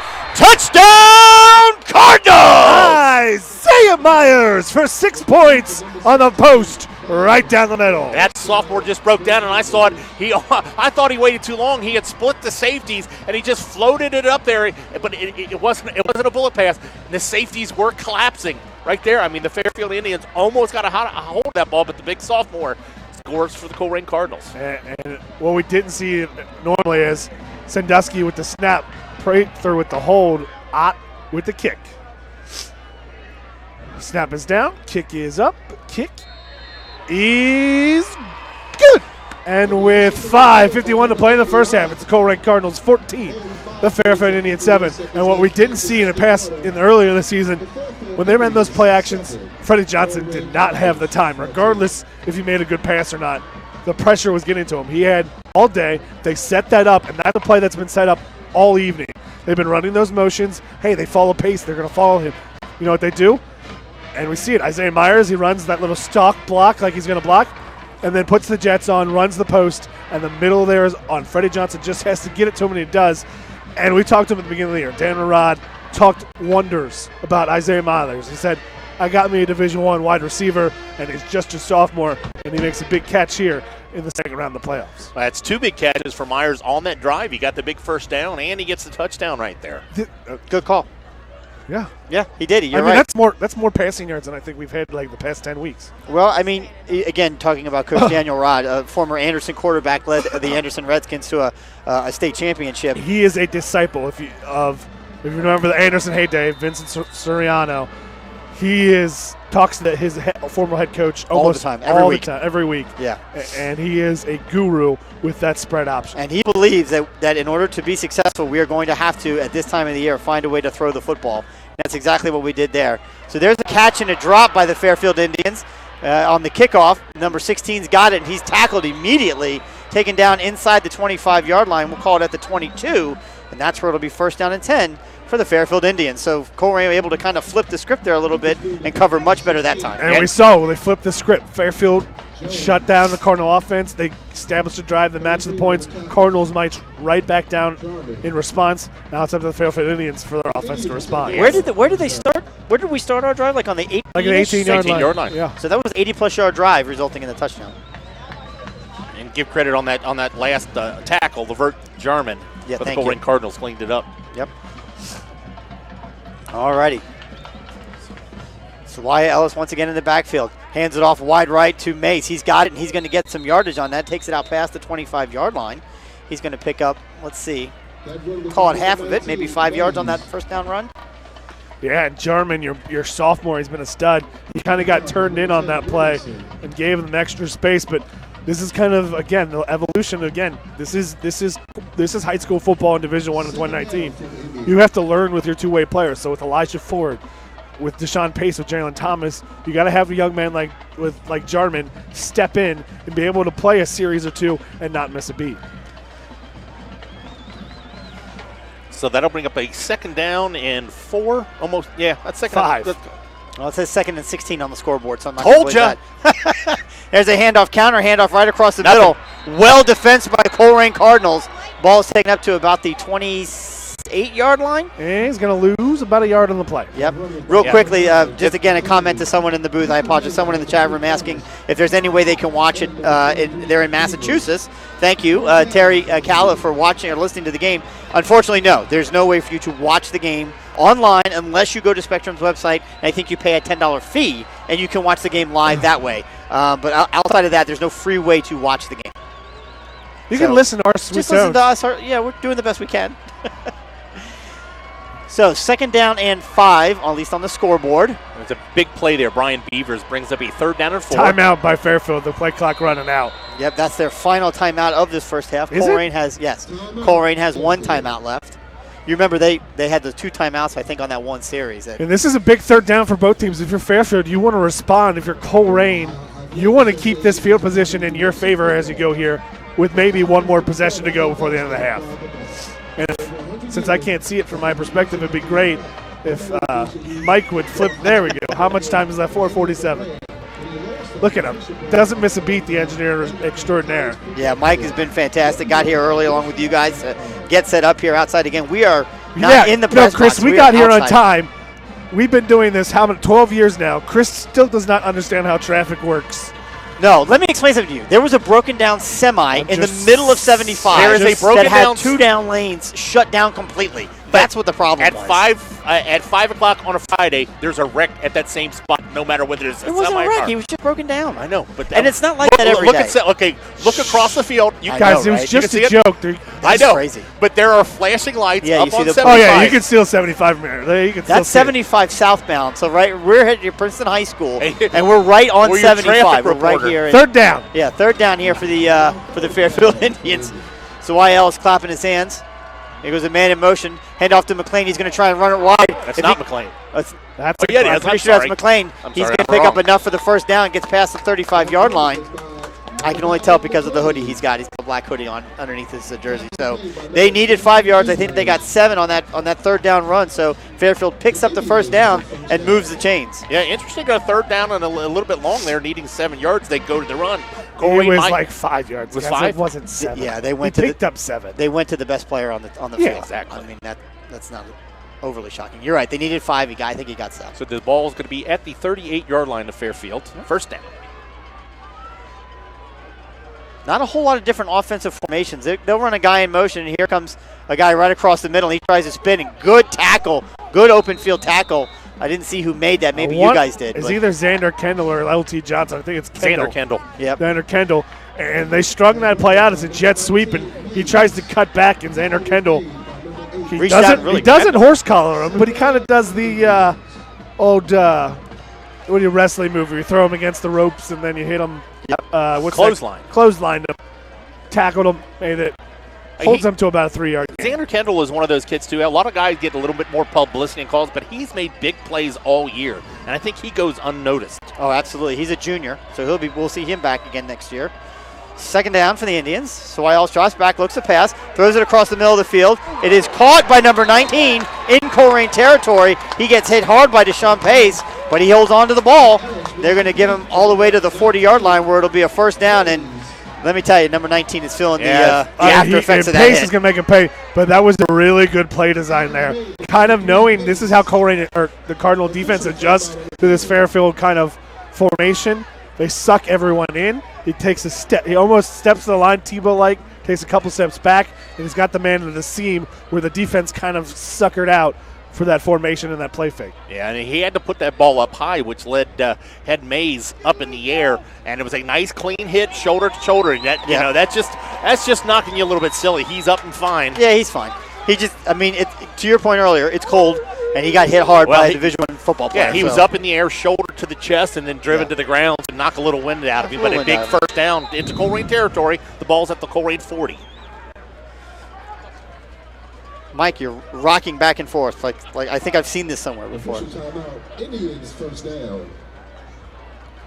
So first down for the Indians, ball at the Colerain 40-yard line. Coming up on 3 minutes left here in the opening half, 14-7, Cards in front. There's a handoff to McLean. He tries to run right through the middle of that defense. He's going to pick up about 3 yards on the play. And as we get under 3 minutes here, Fairfield's really going to be here.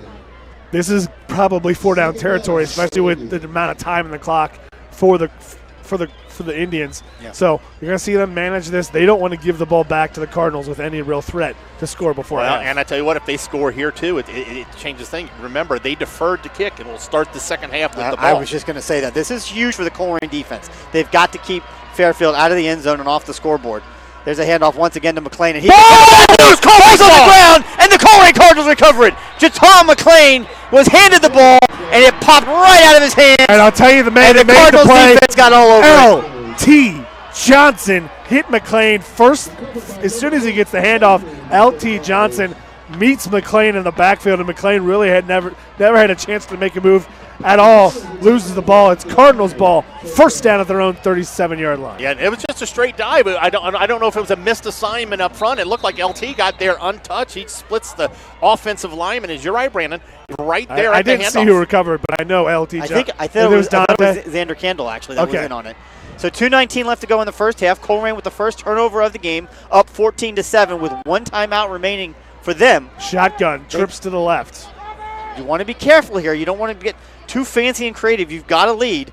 Freddie Johnson drops back, looks to pass. He's just going to tuck it, I think, and run. He's going to take it around the side. He's going to pick up 5-6 yards before he gets pushed out of bounds by number 5 for the Fairfield Indians. So that will stop the clock, and they will pick up 5 yards at least on that first down run. Well, they do this a lot. They go to shotgun formation, and he makes his read. And if it's not there, don't force it. I love it. I love it. It's almost a quarterback draw with the option to pass. I would do that all night long. I mean, not all night. Obviously, you can't. But I mean, it's a good play call because you're right. You've spread the defense out. They've dropped into coverage, and unless you've got somebody specifically eyeing him, but you've got two receivers each side of the shotgun. 2:09 to play in the half. Yeah, they're looking like they want to throw here. Hamza Abdul-Wahid in the backfield.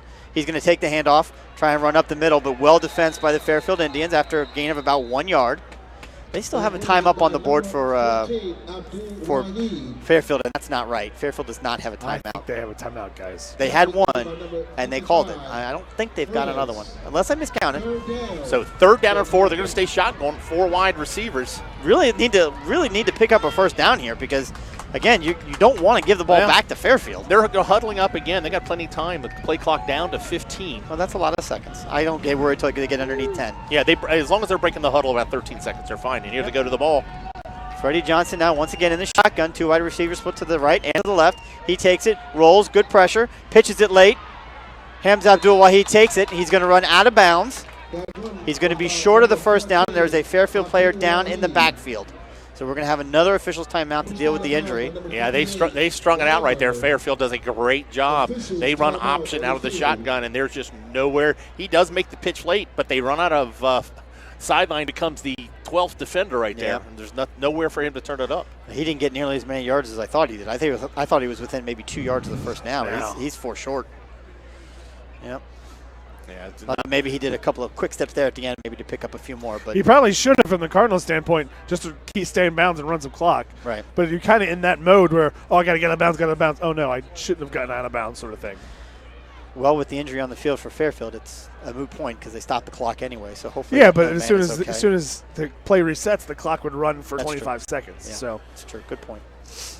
So again, just kind of a quick reminder here with a minute 22 left to go in the opening half. Colerain up 14-7. We will step away at halftime and try and get inside the press box if they'll let us, so we can try and warm up a little bit, and then we'll be back out with scores and stats from this game, scores from around the city, and we'll even get some of the other Division I games as we're down to kind of the Sweet 16 in Division I in every division in the state of Ohio. Always fun to be playing football in November, fellas, right? Yeah, we come back with about 5 minutes left on the clock, and Brandon will have scores around. We're far There's a out. lot of pressure on So me, guys. I don't know how quickly they'll get stats to us out here at the second half. Well, we'll go meet them in the press box because again, I can't feel my toes, so I'd like to kind of go inside. I mean, all the other broadcast teams are inside, so let's try and 17 muscle is our way up. in. That's one of their star linebackers, made a lot of plays right now. He's up and walking.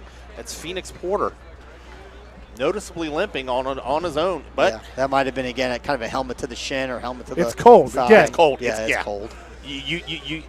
You take a helmet to the shin or hit the ground wrong and twist something. Everything hurts, stings a little bit more. After the official's timeout, I gotta say, I don't know what kind of writhing and pain Juthon McLean had in that very first series, but he hasn't shown really any signs of being slowing down at all. So that's really good to see. I'm happy for him and that he's all right and he's healthy. Well, Jaden Mays is back in the game for the Fairfield Indians. He's going to be returning this from about his own 25. Austin Sandusky back to punt. Colerain unable to convert a first down on that turnover that they got.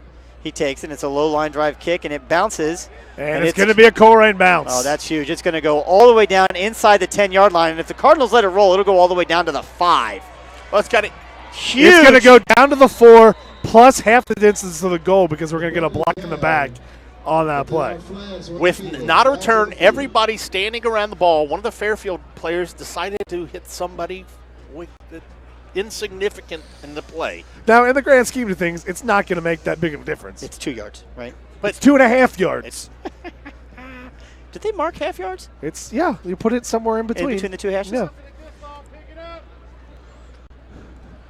But what we saw Lot of there, count- lot of- that was an ugly kick. But we've seen that from Lawson Sandusky. He gets that low line drive pick, and what happened? The coverage was right Well, there. It's spinning, right? Well, that was the Spinning thing. in the air. Miles probably could have picked it up, but he's got Jalen Thomas coming down on him. He's got to make a decision. And I don't know if he could see it. It almost hit Jalen Thomas on a fly. Yeah. So The referees are really discussing this a So long there time. might be. They're huddling at the 30-yard line. That's where the flag is. Something post-possession or after the play. Not sure. The Fairfield fans are encouraging the referees just to pick up the flag up, as if it never happened, as if the infraction isn't real. I appreciate that they're taking the time to. And there's There's a flag. Now that just got thrown by the referee on the far side. Is it going to be a sideline warning? Both coaches have walked onto the field to talk to their players.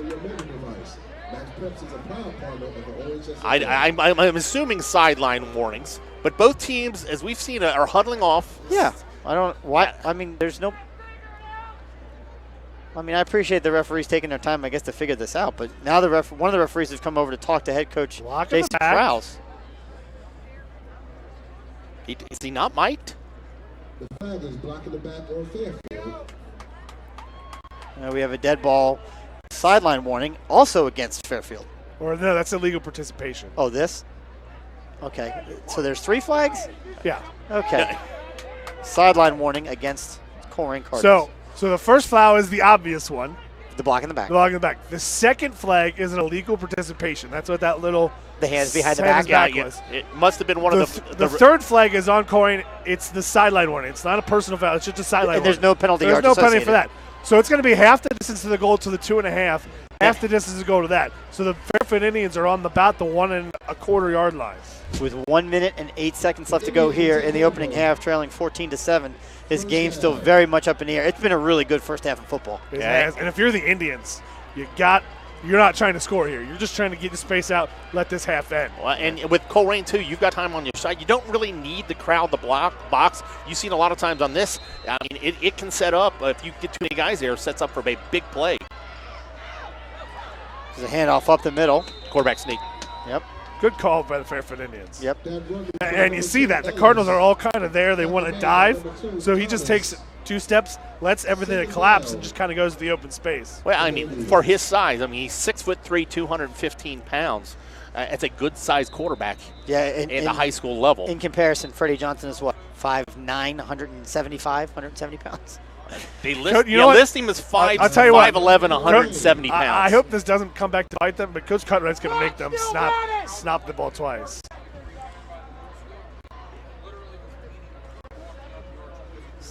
I tell you, and as both teams huddle up, I've seen Juton McLean a couple different times between plays, stretching out, taking his helmet off. He's not 100%. He's not 100%. Oh, yeah, there's we no know doubt. that. He's fighting through but it. I tell you what, he is showing a lot of guts out there. Yeah, he is. He really is. Well, I would contend, from my own personal perspective, all these guys are showing a lot of guts. Oh, because to be playing, I mean, these guys have been practicing since July, right? And it's now November, and it's cold, and they're beat up, and they're tired. And these young men, out here with their school colors on, trying to fight and pull off a big win here. For Fairfield, their win last week over Hamilton was their first win, I think, since, 2000 or 1999? 2000. First playoff win. Their first playoff win. I think it was oh, understood, yeah. Sorry. First playoff win. You got since freaked out 2000. by yellow shoes. I got freaked out by the band. I thought a flag was being thrown on somebody there. Just the yellow from Brandon making a reference says, yellow shoes should I saw a be trombone, outbanned. and I thought it was a yellow flag for a second. So here we go. Second down and 3. The ball's at the 9-yard line. So Wyatt Ellis moving his tight end from one sideline to the other. Again, in the shotgun. Got McLean next to him. He takes the ball, hands off to McLean, who runs wide. He's going to try and find some room, and nothing there as the Colerain Cardinals shut that play down. Well, It's okay. What's the time inbounds. on the clock? What's the time on the clock? Smart what he did 33 there. seconds. Play clock is at 35. Fairfield will run the clock out for Yeah, he saw there was no big hole opening up there, and Colerain had stopped him. Does a great job, and he looked like from my perspective, looked like he slid down to stay in bounds. So Fairfield does not have to run another play if they choose not to. And they're showing absolutely no signs of doing it. They're all This just would be a standing up. fantastic place to just quick snap it because no one is paying attention right now. Right. And in fact, the Colerain defense is walking off the field with 8 seconds still left on the play clock. So we'll let it go there as the play clock goes to, the game clock goes to zeros. At halftime, it's your Colerain Cardinals 14, the Fairfield Indians 7. We'll be back with 5 minutes left on the scoreboard with stats from this game and scores from around the city and the state of Ohio. Thanks for tuning in to WeAreColerain.com.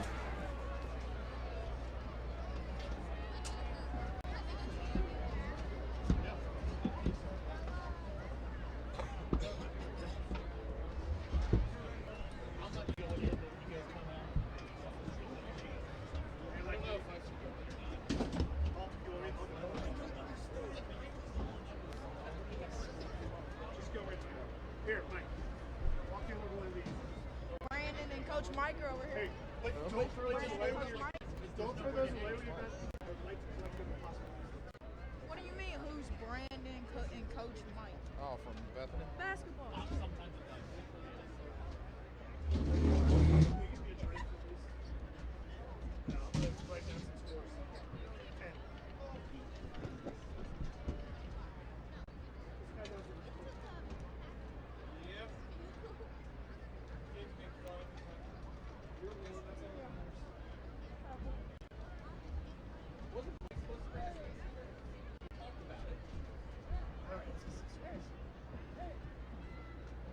Ladies and gentlemen, presenting the pride of Colerain High School, the Colerain Cardinal Marching Band.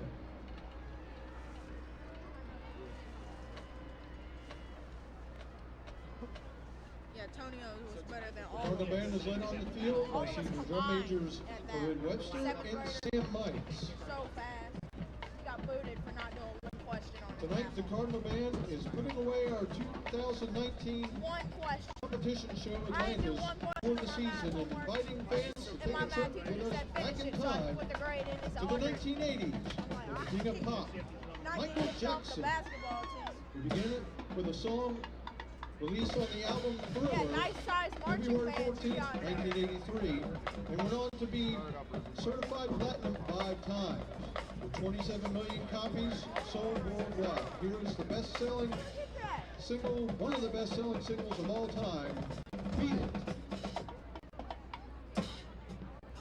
it's making it cooler. Oh, we should have brought freaking hand warmers. I can't feel my hands. I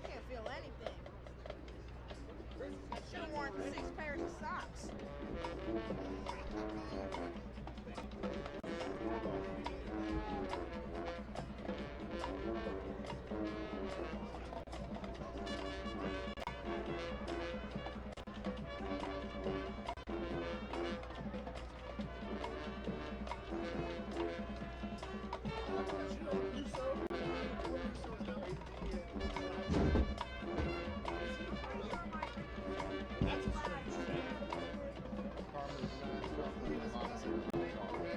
A bunch of chocolate in the bottom.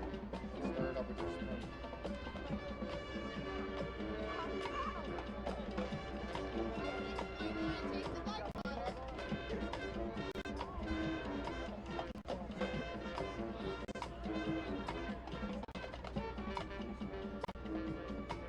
Football team's good, but marching band.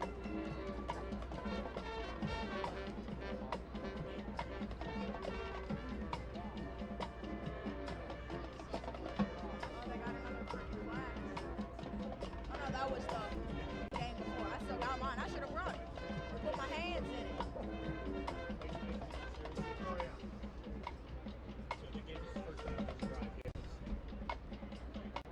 Did they just have the towels on the seats? They gave it to you when you walked in? Did they bought you had the line? Or it was just free?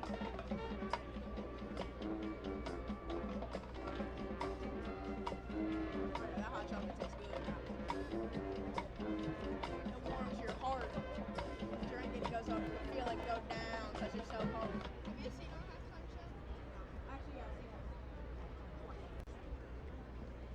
Our next song was released on the album Thriller also November 30th, 1982. It was released on the album's and was the album's 7th and final single on January 23rd, 1984. Oh no, I can see the It end was a of mix of See the push people disco there? and That's the funk, concession line. which I also can see featured going all the the way up voice to where I talent can't see of no horror more. movie Back legend at the Vincent fence. Price. No mere mortal can resist the evil of the Thriller.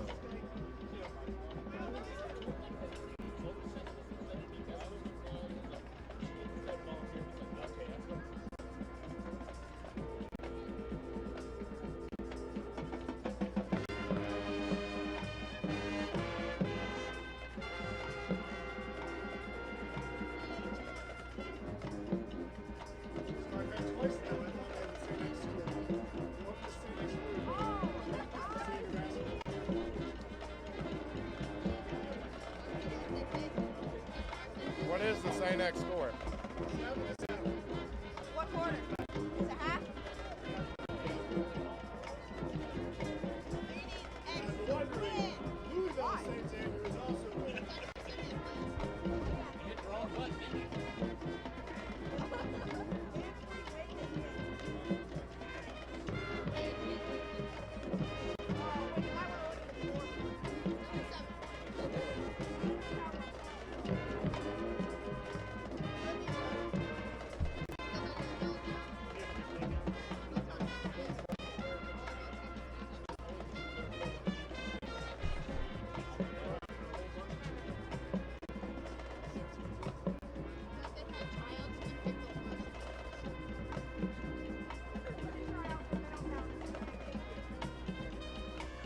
I bet you they don't.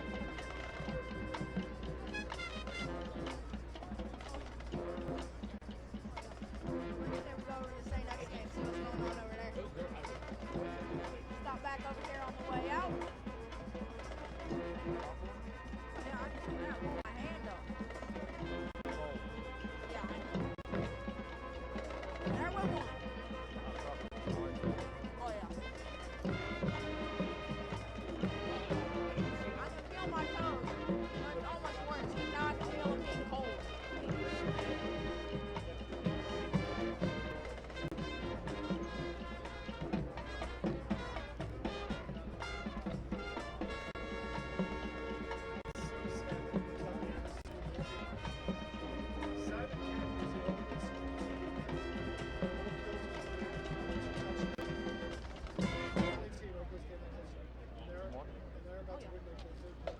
We conclude our show tonight with Cardinal Nation's favorite. On your feet, Cardinal fans, with the Colerain fight song.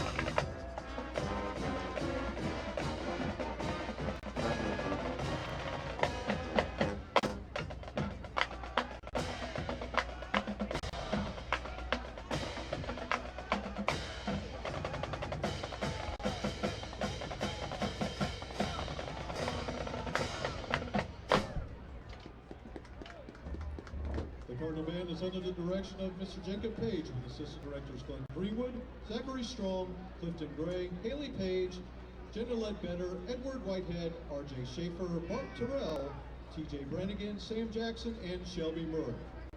We thank you for being a great audience tonight. We are Colerain.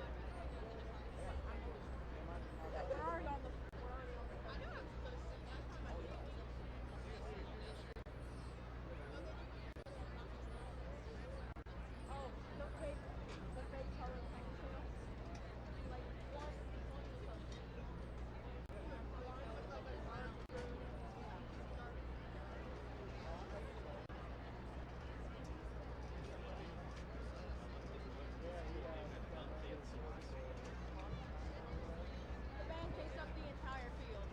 There's the 15. There's Colerain took up 15. 15.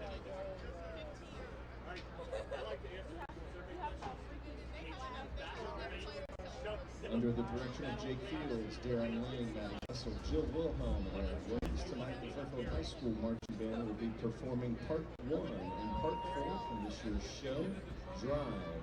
Part 1 is an original composition by Randall Standridge, and Part 4 is an arrangement of Samuel Hazo's Ride, creating a lively atmosphere and the adrenaline rush of a car race on a football field. Our 4 drum majors this season are Jack Cowan, Dean Haynes, Katie Miller, and Elena Scott. The marching band would like to thank our administration, our Fairfield parents, and our volunteers for another successful marching season. Snowboarding socks he gave me for my birthday. Yep. Every time I wear those, my toes are just like hot. They're not cold or numb. I think he's ready to fight with the xylophone.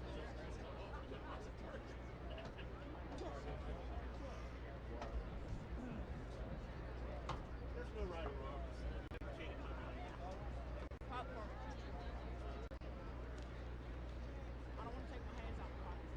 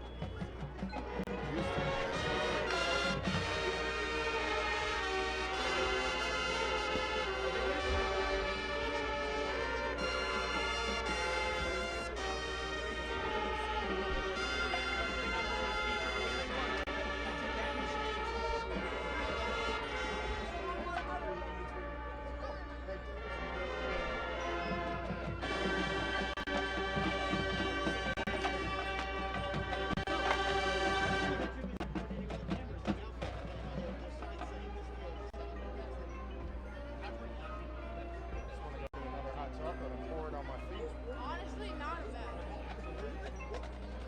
I got shot in the truck, but.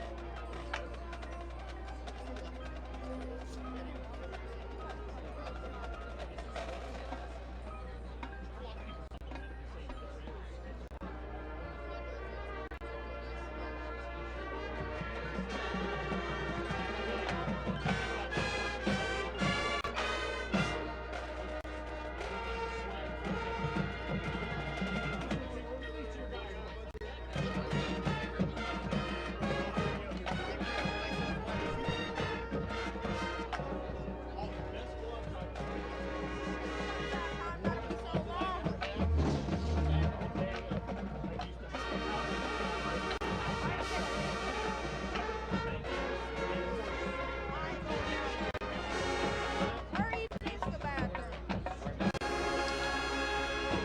I can wait till after me. On the way out.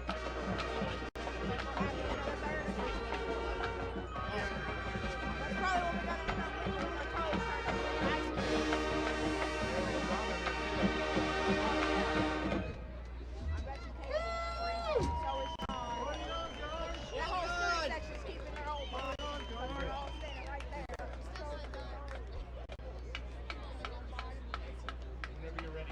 Clocking each other in the face and they're jumping up and down.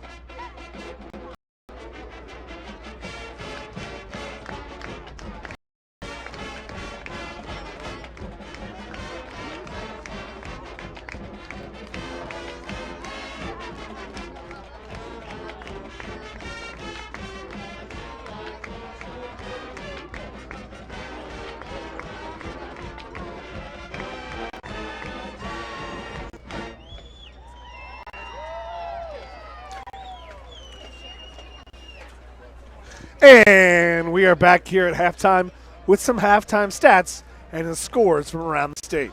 We're here at halftime at Pat Mancuso Field. Colerain Cardinals are leading the Fairfield Indians 14-7.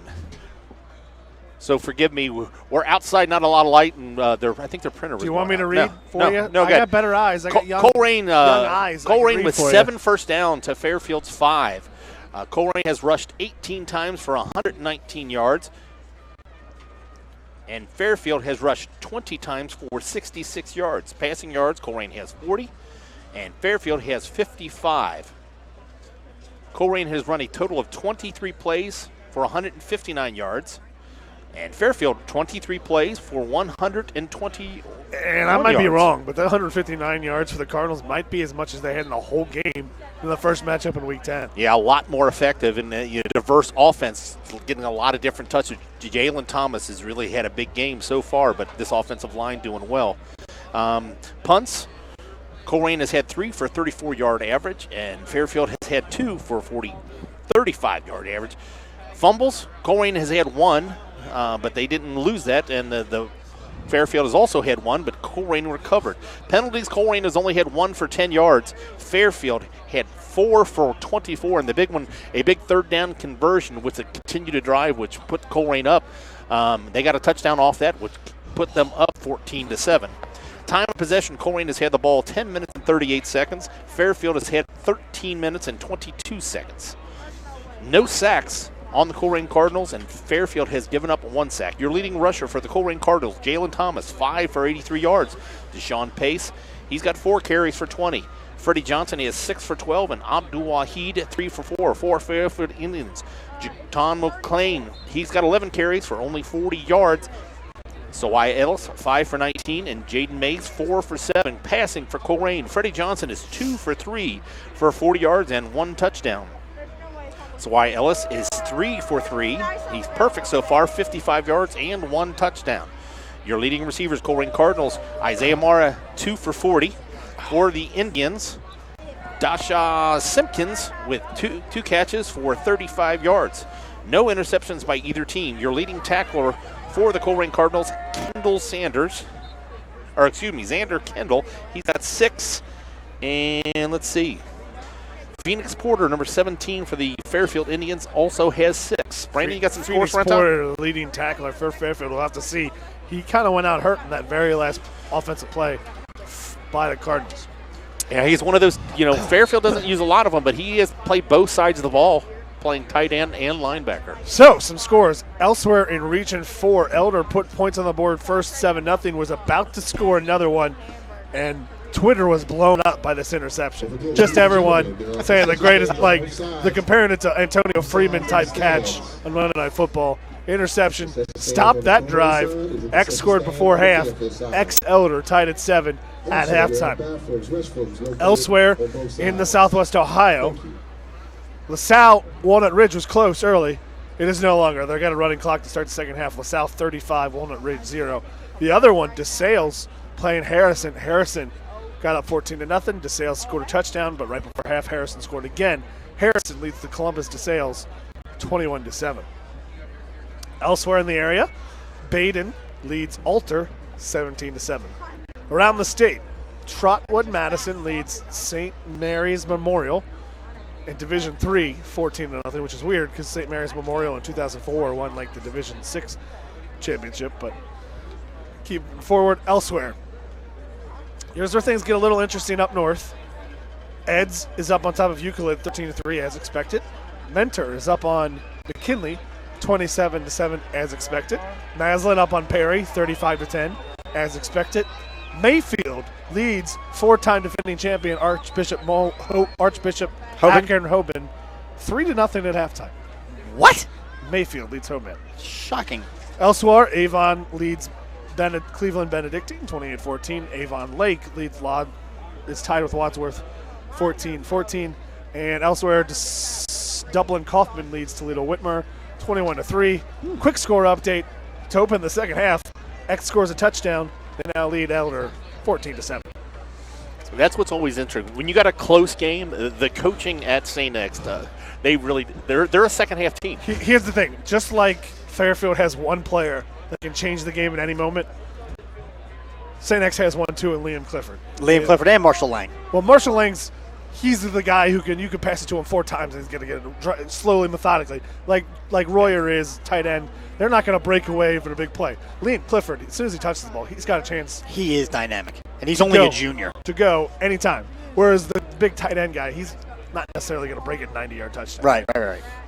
But that the Elder Panthers offense, it's dynamic, and they run behind that big offensive line and the quarterback. When we say it's dynamic, it's the quarterback and Royer. But what are they? I mean, they're averaging. And their offensive line. They're averaging over 30 points a game. So we talk about us having one Division 1, maybe 2 on the senior line. That's like they have 3 just on the offensive Just on the offensive line, right?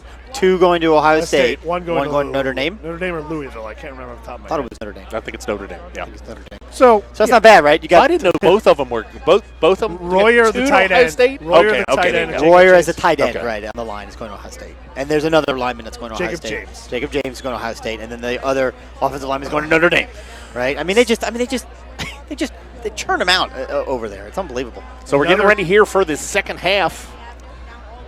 Fairfield won the opening coin toss, deferred to the second half, and they have chosen to receive the kickoff here to start the second half. Yeah, Cameron Nott has kind of mixed it up.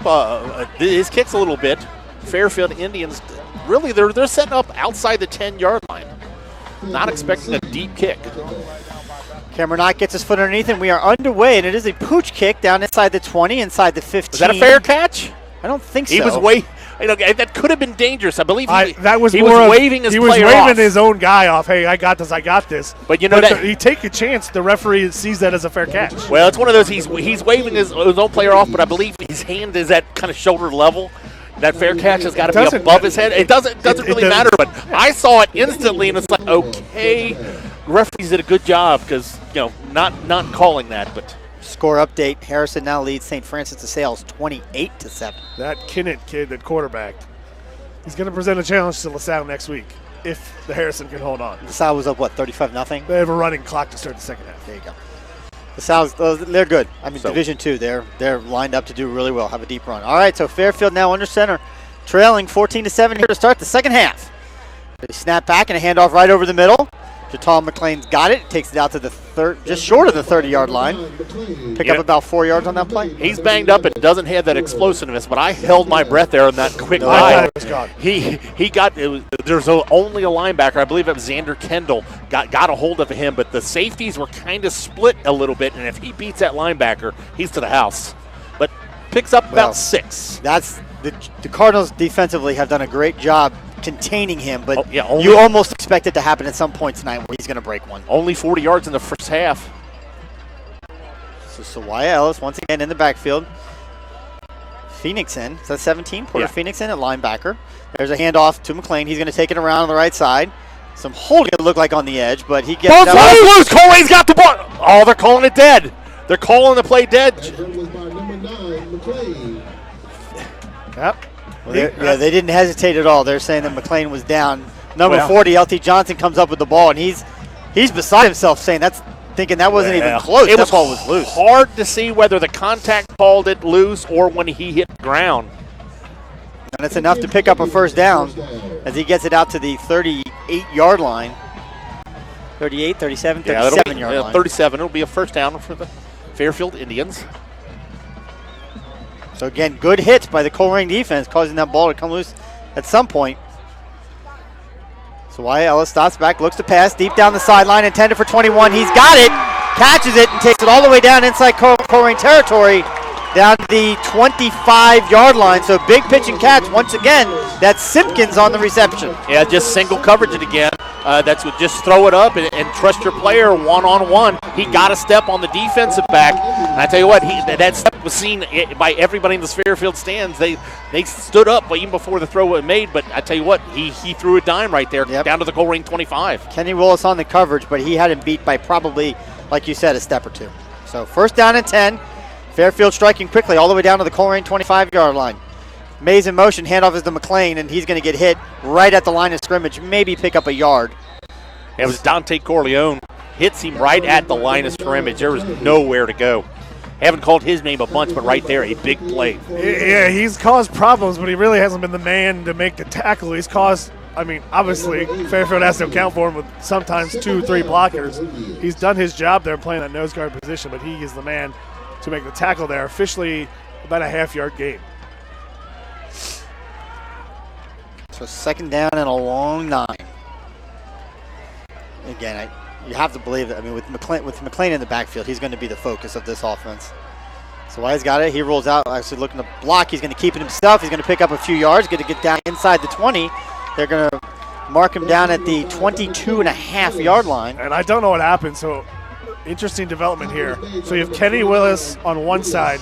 Devontae Kiner is in on the other side. You have 2 backup Kiner. I don't see Sean Williamson out on the field right now. No, he's not. You're right. Yeah, we didn't see him get hurt or banged up. It's a big third down here. They're going to need about 3 yards. They're on the 18, need to get down to the 15. 12 seconds left on the play clock, down to 10. Plenty of time if they've got their play, which they do. 19 goes in motion. Ellis keeps it. He's going to try and get the first down, and he gets taken down for a sack. Jalen Thomas coming in on defense and creating a loss for the quarterback. It's going to be 4th down. The quarterback comes down awkward after the big play. Jalen Thomas hit him low, and as we said, when it's cold, it stings a lot. He gets up, and he's limping a little bit because he took a shoulder pad to the knee, but also he kind of grabbed his shoulder and hand. But I'll tell you, give credit to LT Johnson. He knew that play. He knew by the kind of the motion and the kind of, Fairfield kind of does that little jump shift right before the snap, the back still, and he read that. LT Johnson was in the backfield almost immediately. Hey, 4th down, and they need 7, and they're staying out there. 6 seconds left in the play clock. 4, 3, 2, 1. They get the play off. I don't know how. Timeout. Oh, it was close. Yep. Cross had to call a timeout because that play clock read 0. And again, we know the play clock isn't official, but that play clock hit 0. The ball had not been snapped. And here's the other thing. It almost if the Cardinals got a play off right at the nick of time. Fairfield, Cardinals didn't get the best defensive. They didn't, because Fairfield was so late to set their offense. Cardinals weren't all in position there offensively. So if they would have just ran that play, there's a chance you might have had a guy open because just the broken defense. And watching in this huddle, that the quarterback, Samari Ellis, is stretching out and doing a couple little sprints outside the huddle there. He's feeling it. That last hit, something, I don't know if it's an ankle or a shin or something. What's our temperature second half? 34 degrees. 34, so drop 3 degrees. So still above freezing, but I'm starting to feel a little bit more. So let's set it up. It's 4th down and 7. 7 to go. Ball on the Colerain 22-yard line. They need to get down to the 15 to pick up the first down. Yeah, Fairfield has left their offense in. There's not even a kicker in the huddle. If you're going to call the timeout, right, then you're going to go for it. Not always. Not always. But a lot of times you'll see both offense and special teams in a huddle like that, so the Colerain can't. So here we go.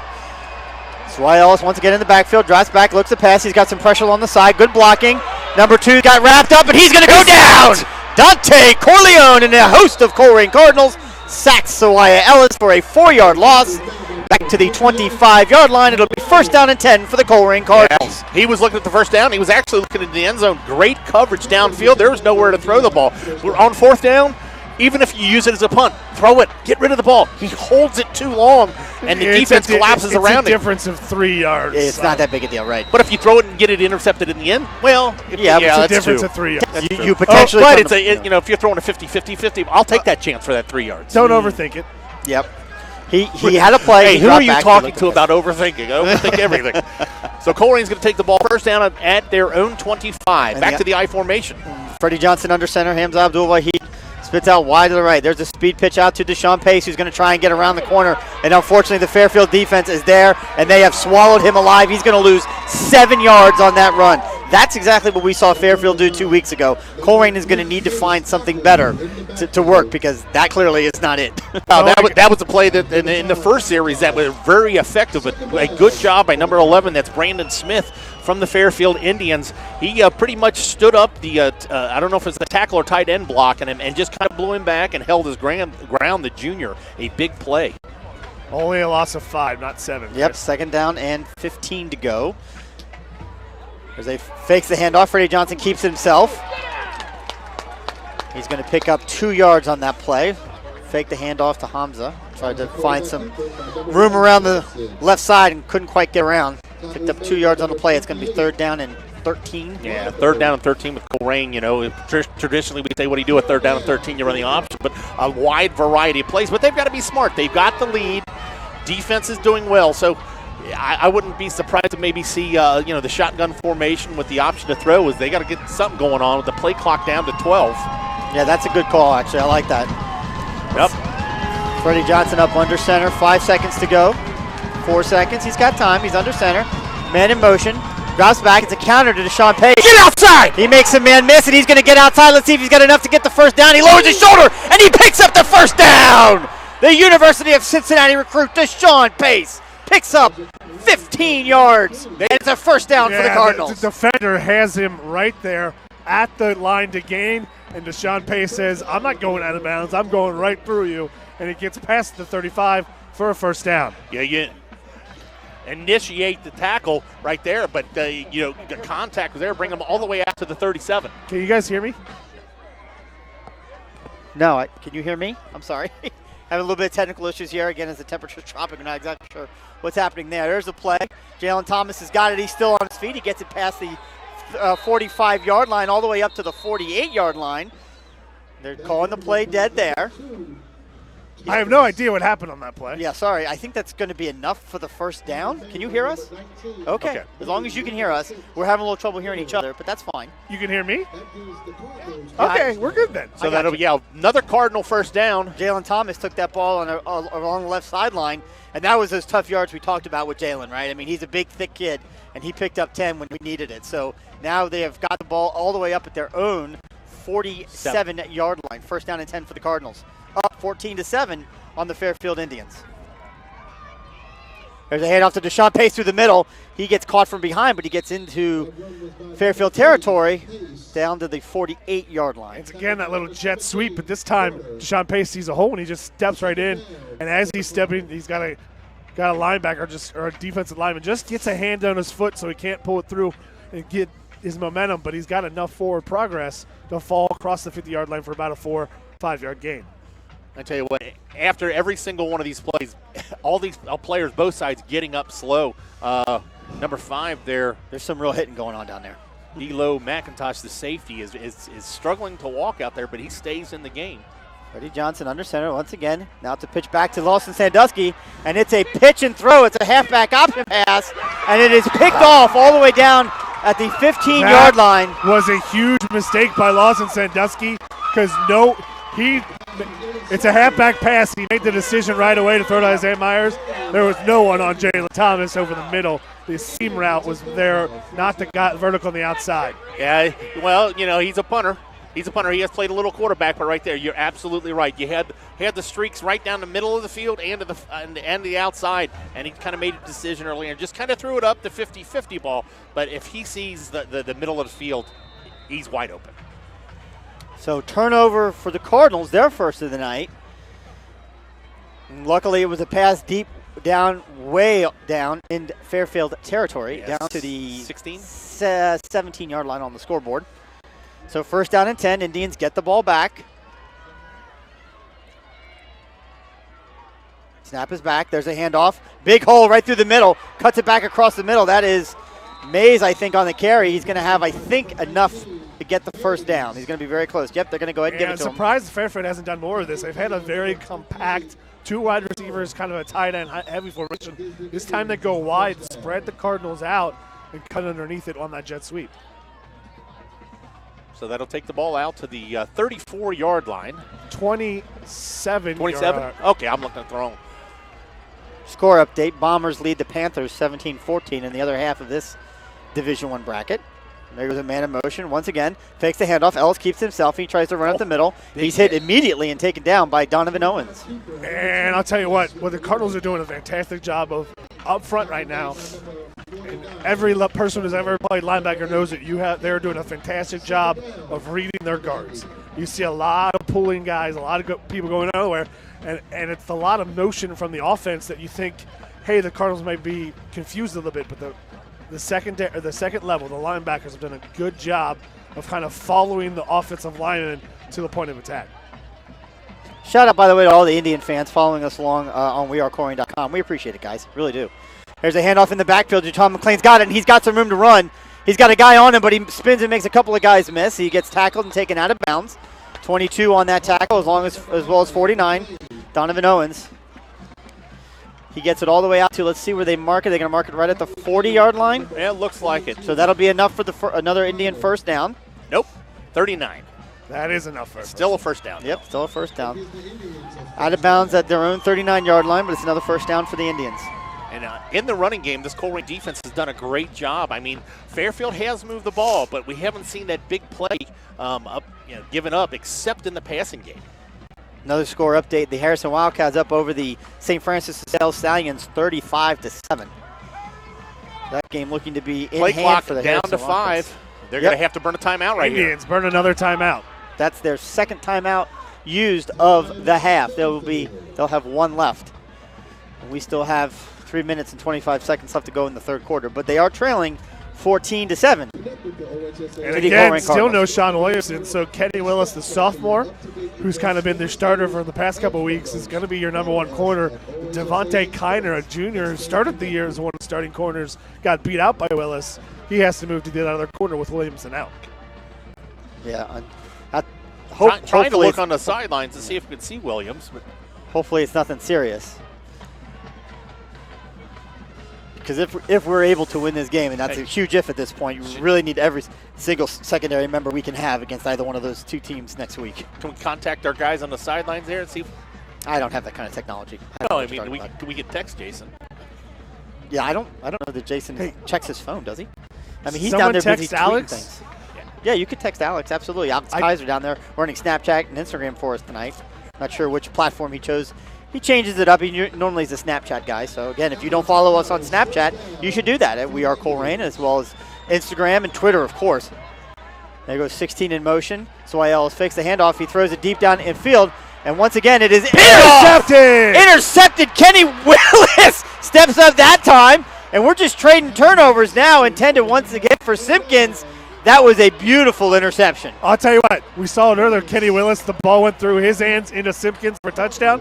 This time the ball goes through Simpkins' hands. Did it? Into the hands of Kenny Willis. Okay, I didn't think he actually had a chance to get it. Simpkins had the body position. He's a much bigger individual yeah. than Kenny Willis. He had the body position, but Kenny Willis is there to make the play. The funny thing is, right, again, we've seen it on both these series now, and again, I know it's an old school mentality, right? But who was it that was it Woody Hayes that said 3 things happen when you throw the football and 2 of them are bad? We've seen that on both these series. But sometimes that one good thing happens a lot more often. In today's day and age, we certainly see it, but when you're Freddie Johnson now under center, Jalen Thomas in motion. He's going to take the sweep. He's going to make some guys miss, and he's into the open. He's got enough for the first down, and he gets tackled, but not until he gets all the way up to the 39-yard line. First down, Cardinals. Jalen Thomas is having himself a game. He's over 100 yards now at this point for the Cardinals. This is where we need to impose our will running the football, right here. About 3 minutes left to go in the third quarter. Run the football, keep that Fairfield defense on the field, and just jam it right down their throats. We need to score on this play. Well, okay, that would be great, but I mean, let's keep it reasonable. Back to the I formation. First down and 10. Freddie Johnson faked the handoff and kept it himself, and he gets thrown down by number 8.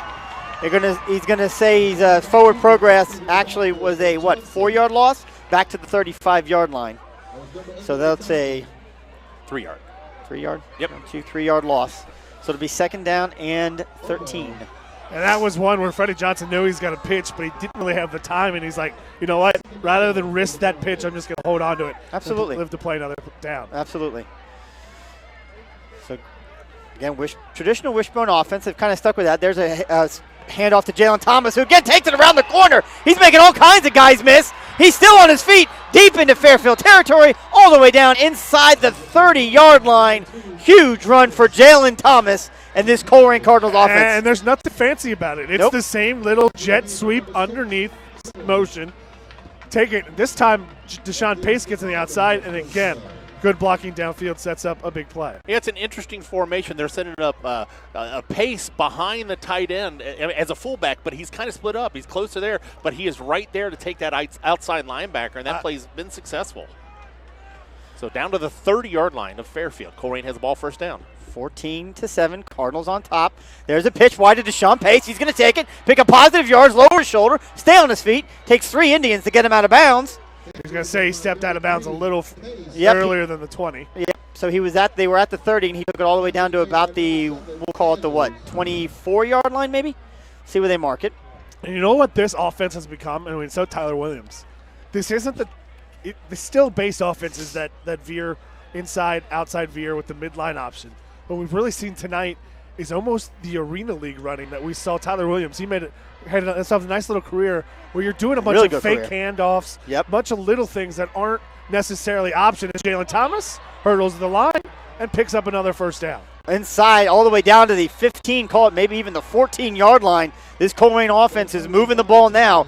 Again, right down the throats of this Fairfield and the defense. thing, Tyler Williams comes from it. And what we've seen, you know what? We don't have the best offensive line. We don't have the traditional strong fullback. Right. What we do have is some athletes that we can get them in space.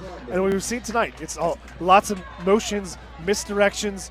It's almost wing T, but I think the closest you can look at it is kind of those indoor arena football running kind of style. Yep, first down and 10 for the Cardinals. Freddie Johnson's got it. He's going to keep it. Nice read, Freddie! Absolutely, keeps it down to the 10-5. He's heading into the end zone. We'll see how close he got. There's a flag. Way late in the play. Touchdown! Freddie Johnson crossed the ball over the goal line, and it's 6 points There for the is a flag Colerain on the Cardinals. play. That's going to be, I think, a late hit out of bounds, because I think they threw him out of bounds. We'll see what the call is. It's either that or a face mask. Yeah, it's going to be. I feel pretty strongly that's going to be against the Indians. Yeah, Colerain is not doing any type. They're not.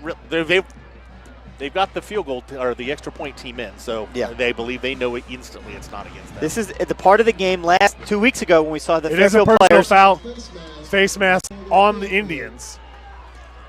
So this is a part of the game, and 2 weeks ago where we saw the Indians, the players, start to kind of lose their composure. And again, that's when the personal fouls started in coming. this touchdown, it's another misdirection. Now it's a speed option, and Freddie Johnson with Deshawn Great Pace fake. from his fullback position. He makes a little play fake. The defender goes for Deshawn Pace, and he's just got a sideline run. He's got an angle to the pylon, and he gets to it. Touchdown for the Cardinals here with the extra point pending. So Colerain up 20-7 with under a minute to go in the third quarter. Sandusky with the snap. Prather with the hold down. Ott gets it up and through, and with 58 seconds to play in the third quarter, it's your Colerain Cardinals 21. The Fairfield Indians 7. And again, I can't talk. I seem like I'm overplaying it, but this is a different offense, not only from what we saw week one, but it's a ton of different offense than we're really used to. And you talk It's different about than what we saw 2 weeks ago. it's different than what we saw 2 weeks ago as well. But give credit to this offense, Dan. They're staff? not Yeah, staff, absolutely. because they're learning as they go. You got two young guys, under the 30 years old running this offense, and they would be the first ones to tell you, you know what, we thought about changing from the option. We talked about that in the preseason. There was about a 5-minute conversation of is it time to walk away from the option? And they didn't know. And what they did is they said, you know what, we can still run it, but we might not have the athletes at certain positions to run it like we've always done. And what we've seen over the past few weeks is the evolution of this offense, and really Coach Daniel Rod, the quarterback coach, Right. and the guy leading the offense, offensive coordinator Tyler Williams, they have come up with some plays that we've really never seen on these counters, these And sweeps formations. and formations. And you're not doing anything fancy throwing the ball. You're just doing something different with the way you present your offense. Well, they're both quarterbacks, and they're both, high caliber quarterbacks. A At very this position, different kind of quarterback. Different kind right? of quarterback. Yeah. With Tyler Williams' experience in the Arena League, where you're playing a different style, And it's starting to show. Space is limited there. You don't run the ball that often, so when you do, you have to make it count, and you have to use a lot of misdirections, and we're seeing it here. So the personal foul Face mask. was face mask. Was going to be a force on the kickoff. They could be kicking it off from the 45 instead of the 35. Cameron Ott approaches it, and it's a squib kick down through the middle, and they let it go, and it gets picked up right at the 5-yard line. As long as they don't over-pursue, they got a chance to make a tackle, and they do. Fairfield will start off first and 10 at their own 20-yard line. I imagine that's like kicking a rock. It's not pleasant. I mean, I can only tell you how unpleasant my feet are right now on this metal I know, right? bench. And you know what was crazy? Brandon, you've probably seen it in film. I mean, you're a football idea. You know the history. But you remember back in late 70s, early 80s, the barefoot kickers started doing it? Yes. Yeah, and then we realized I never understood how stupid that it was really dumb. Must suck to be that dumb. Good grief. But the stop was made at the 20-yard line. Now, give credit to the shoe technology. It's probably made it even more relevant as well. And Brandon Williams is back in at cornerback. Heard from the sideline. He just kind of rolled his ankle, or they were just kind of giving him a little bit of time off. There's a handoff to McLean. He's going to take it around the right side, try and find some room, and there's not a whole lot there for him. He'll pick up a couple of yards. And the reason I question, I'm not. Fairfield's going to throw the ball like they do. They're just going to take shots deep and then dink and dunk. I'm not worried about what I'm worried about for the Cardinals' sake is Williamson. He does a very good job of keeping contained, Right. and he's a lot bigger than Willis and Kiner. Yeah. Where he can fight off of that block on the edge and kind of keep the. And by the way, all these names, fans that you're hearing, all underclassmen, all coming back next year. Kiner, Williamson, Willis, Dante Corleone. These guys will all be back next year. This is a young team. Yeah. This is a young team. I think people forget that. I mean, when you talk about impact seniors, you're talking about Deshawn Pace. You're talking about Donovan Owens. You're talking about Ace Ehrenschwender on the line. He's a senior. Yeah, that's what I'm talking. When I talk about impact seniors, Jalen Thomas. These are kind of the four big names to me that you're going to lose, but a far cry from what we lost last year. And it's clock issue. The play clock or the time clock was stopped on that play, but he was inbounds. Shouldn't stop. The referees are trying to. I don't think the clock ran enough. They just ran about 4 seconds. So it didn't run at all. So they did run down to 37 seconds. Another update: St. Xavier now leads Elder 24-21. So which means at one point Elder either led 21-24. No. Or it was 24-14 and Elder scored. Yeah, I think at one time too it was 0-0. You're 100% correct there. So a second down and the 8. Snap is back, so Ellis throws it. Picked off! Didn't see who's got it. Brandon Sinclair! Touchdown Cardinals! Brendan Sinclair with another turnover and 6 more points for the Colerain Cardinals. They run a double hitch to the outside, and they throw it inside. And Sinclair, we haven't called his name all night, reads that, steps in front of the slot receiver, and follows a bunch of blockers into the end zone. Colerain, a big defensive score. Brandon Sinclair. That may have been the first nail, as we are seeing a lot of Fairfield fans stand up and start their walk, which is ridiculous. It's not even the fourth quarter. This is a team that should know better. They blew a 35-7 lead last year. There's nothing to say they can't do the opposite this year themselves. Yeah, I'm not going to lie to you. Snap is back, hold is down, kick is good, and with 16 seconds to play in the third quarter, it's the Colerain Cardinals 28, the Fairfield Indians 7. They ran a little inside button hook and then an outside kind of out, and it looked like Ellis. I don't know if there was a miscommunication. The inside receiver was supposed to go outside, right? But he threw it kind of right in between them, and Brandon Sinclair's like, all right, I'll take it. I'll just take it to me the other way. And Sinclair's one of those seniors in the secondary who kind of goes unheralded just because his job is just not to get beat deep, and his job is to, hey, if Deshawn doesn't make the play, I got to make sure, right?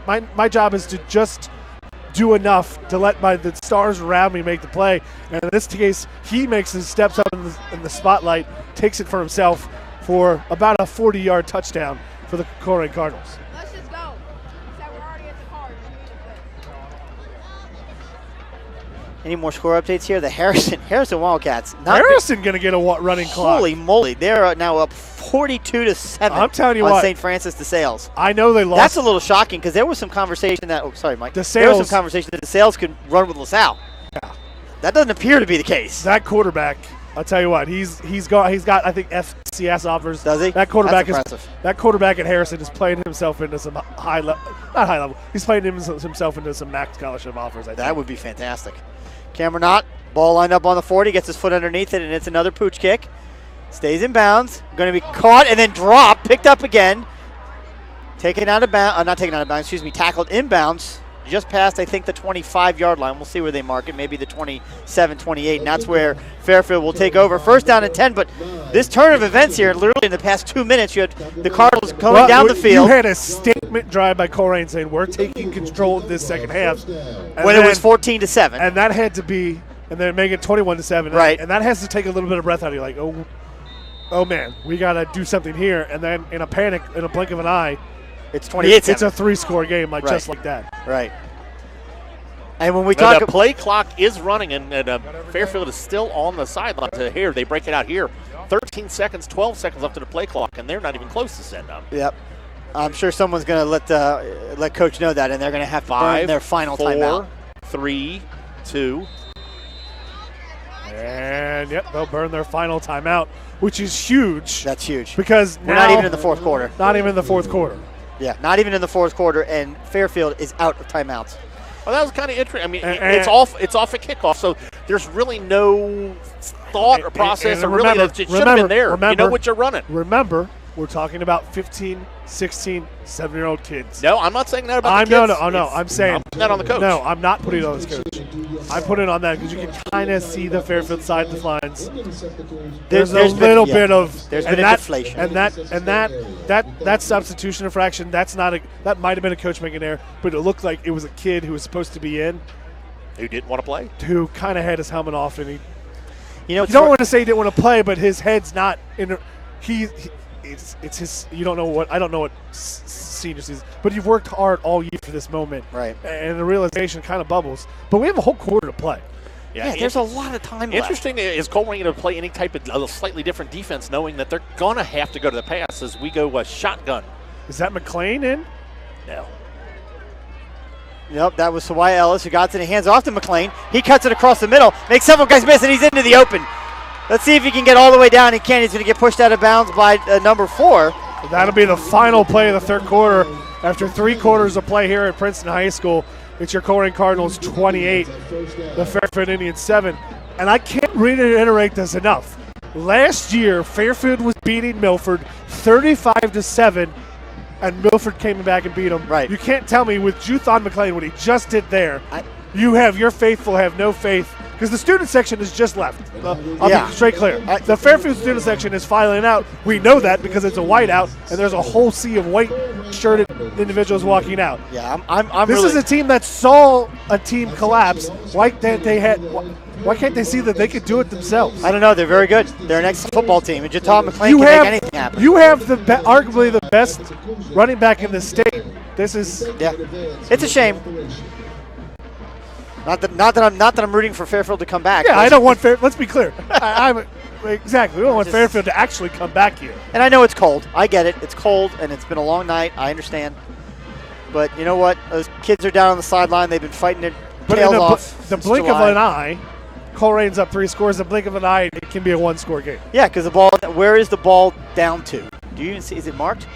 Are they down to the 28-yard line? It's the end of the quarter, so they flipped it. So the ball was out at the 39. So they're at the 39-yard line of the Cardinals. So that was a huge run for Jutan McLean, who, surprisingly, Colerain defense caught up with him. Yeah.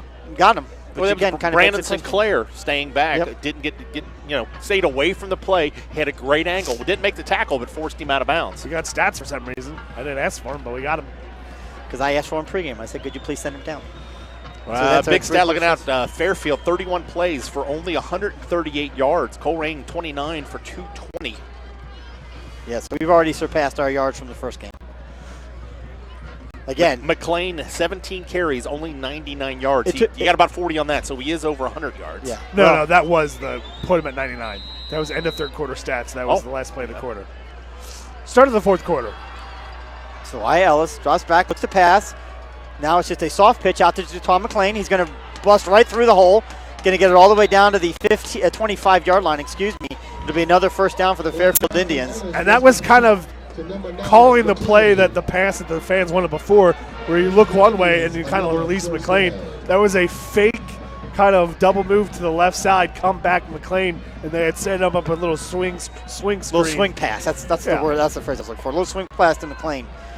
Man. I mean, look, they're moving the ball now. I mean, something's got to happen for this Colerain defense, or Fairfield's going to put it right in, and all of a sudden, it's a 2-score game. Yeah. Which is, again, very can absolutely come back from that.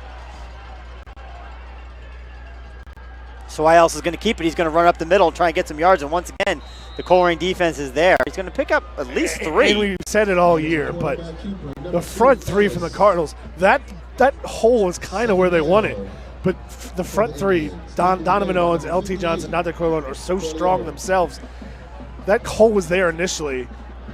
And any other team, that's probably 8-9 yards, but they're able to hold up the play, squeeze it down, and Ellis's hole disappears while he's in it. And Ellis is a threat to run. He's got a lot of yards. He's been held to 25 yards rushing so far. And he's a big target, so it helps that he's so big. It helped bring him down a little bit in that regard. So 2nd down and 7 on the scoreboard. McLean in the slot, giving him a lot of room.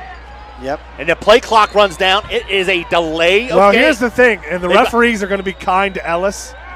that should be a personal foul because he tried to call timeout without a timeout, but they're just going to give him delay a game. Flag on the play, delay a game. So you're telling me that On the did you see him He step went. out? He turned around, went this, but that's the referee kind of.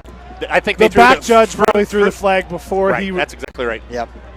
for, So that's the right call. Though. Don't hammer him because the flag was already and thrown. honestly, if it's going to be a delayed game, don't throw the. As much as it was a benefit of the call, you're not going to do that to him. This isn't the NFL. So that brings it back. Second down and 12 now. Back at the 28-yard line. Swai Ellis takes the ball. It's a double reverse to McLean. A big surprise. He's going to take it around. Elijah Ford tries to get him. He's got his hand on him. It's going to be a horse collar on the Cardinals. Yeah, he takes him down, and it's kind of awkwardly. Well, Elijah Ford kind of had him, and then he let go, but he's already kind of put his hand there right in front of the ref. Now, I would argue if you wear that hoodie, you're allowed to grab the hoodie. I don't know that he didn't grab the hoodie. I don't think it was necessarily a horse collar, But it was. As a personal foul, it's going to. Was that half the distance where they're at? Yep. And Ellis is cramping on the. No, he got hurt earlier. Yeah. I know. I don't he's- know if it's cramped though. The way he's. He's definitely stretching away from the flood. yeah. Can't be you know what? can't be that his muscles are cold, right? Fairfield's getting been running all night. Fairfield's getting a little creative. I mean, where was this in the first 3 quarters? Little misdirections, little pop passes. Yeah. Well, you got to score 3 touchdowns with no timeouts. You got to see this coming. First and goal for the Indians. First and goal for the Indians. Ball is set. Defense is shifting for the Cardinals, getting realigned. Swai Ellis takes the ball, hands it off, tackle in the backfield. That's going to be a loss of yards. Good play by the Colerain defense. And we've seen this a couple times on the Colerain defense. They read They're a 50 slant angle. A couple times the defensive line has slid. One of those outlying linebackers drops, and it's almost a 4-man front. So a little different look here. But if we went by week 10, this is exactly where the Cardinals want them. They stopped them goal to go 3-4 times last time together. More than that. On 2 different series, they had goal to go, and they stopped them 3 times each series. Second and goal from the 11 for the Indians. Colerain up 28-7. Coming up on 9 minutes left to go in the game. Still plenty of time. Swai Ellis drops back, looks to pass, dancing, getting under pressure, and he just wisely throws the ball out of bounds. Good coverage by the Colerain secondary. Is he outside the tackle box? Nope, they're going to say he's outside the tackle box. Third down for the Indians. Yeah, It seemed like he was close. Yeah, It was more borderline. Yeah. To your guys' point, I mean, they are a big play. I never thought about that. They're a big play offense. They score 50, 60-yard plays and the big bomb, the pass that they see. Yeah. Colerain was very successful in Week 10 inside the red zone.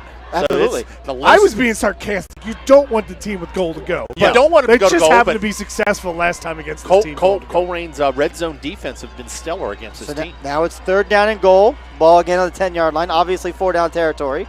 Snap is back. Swai Ellis got it. He looks it. Deontay Corleone! That was power football right there. Corleone blows up the guard, and it gives no time. I mean, the quarterback didn't even have time to get his feet set. That was just a man among boys right there. That was a play that would make Marlon Brando proud. Absolutely. Dante Corleone imposing his will on the Fairfield offense and causing a sack, taking the ball all the way back to the 20-yard line. Where it'll be 4th down and goal. 4th and goal from the 20-yard line. Now this does open up the field a little bit, right? You got a little bit better passing lane, so you have to keep an eye out for that. You fully expect him to throw. Yeah, safeties are sitting real deep, doubling up the outside There's player. still pressure up the middle, so Swai Ellis just throws it up, and it is picked off in bounds. Another turnover for the Colerain Cardinals, and just took it right out of bounds. So it looked like he was trying to throw it out of bounds, which I don't know why he would have done that.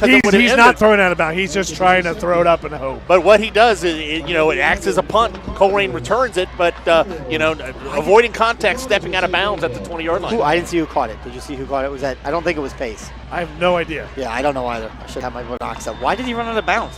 Why didn't he just stay in bounds? There were some offensive linemen there. He Okay. maybe could have picked up Guess 3 what? or 4 more yards. Don't give it back. Matter. That's what it is. Don't give it back to him. That's true. I've got the ball secured. Yeah, and we're at the 20-yard line. It might have been Beavers. I'm not 100% sure. 8:19 left to play in this game. Colerain. With the interception stopping Fairfield from scoring, and that that might have been the final nail in the coffin, barring any turnover here. Here's a handoff to Hamza Abdul Wahid. Little fullback trap underneath it.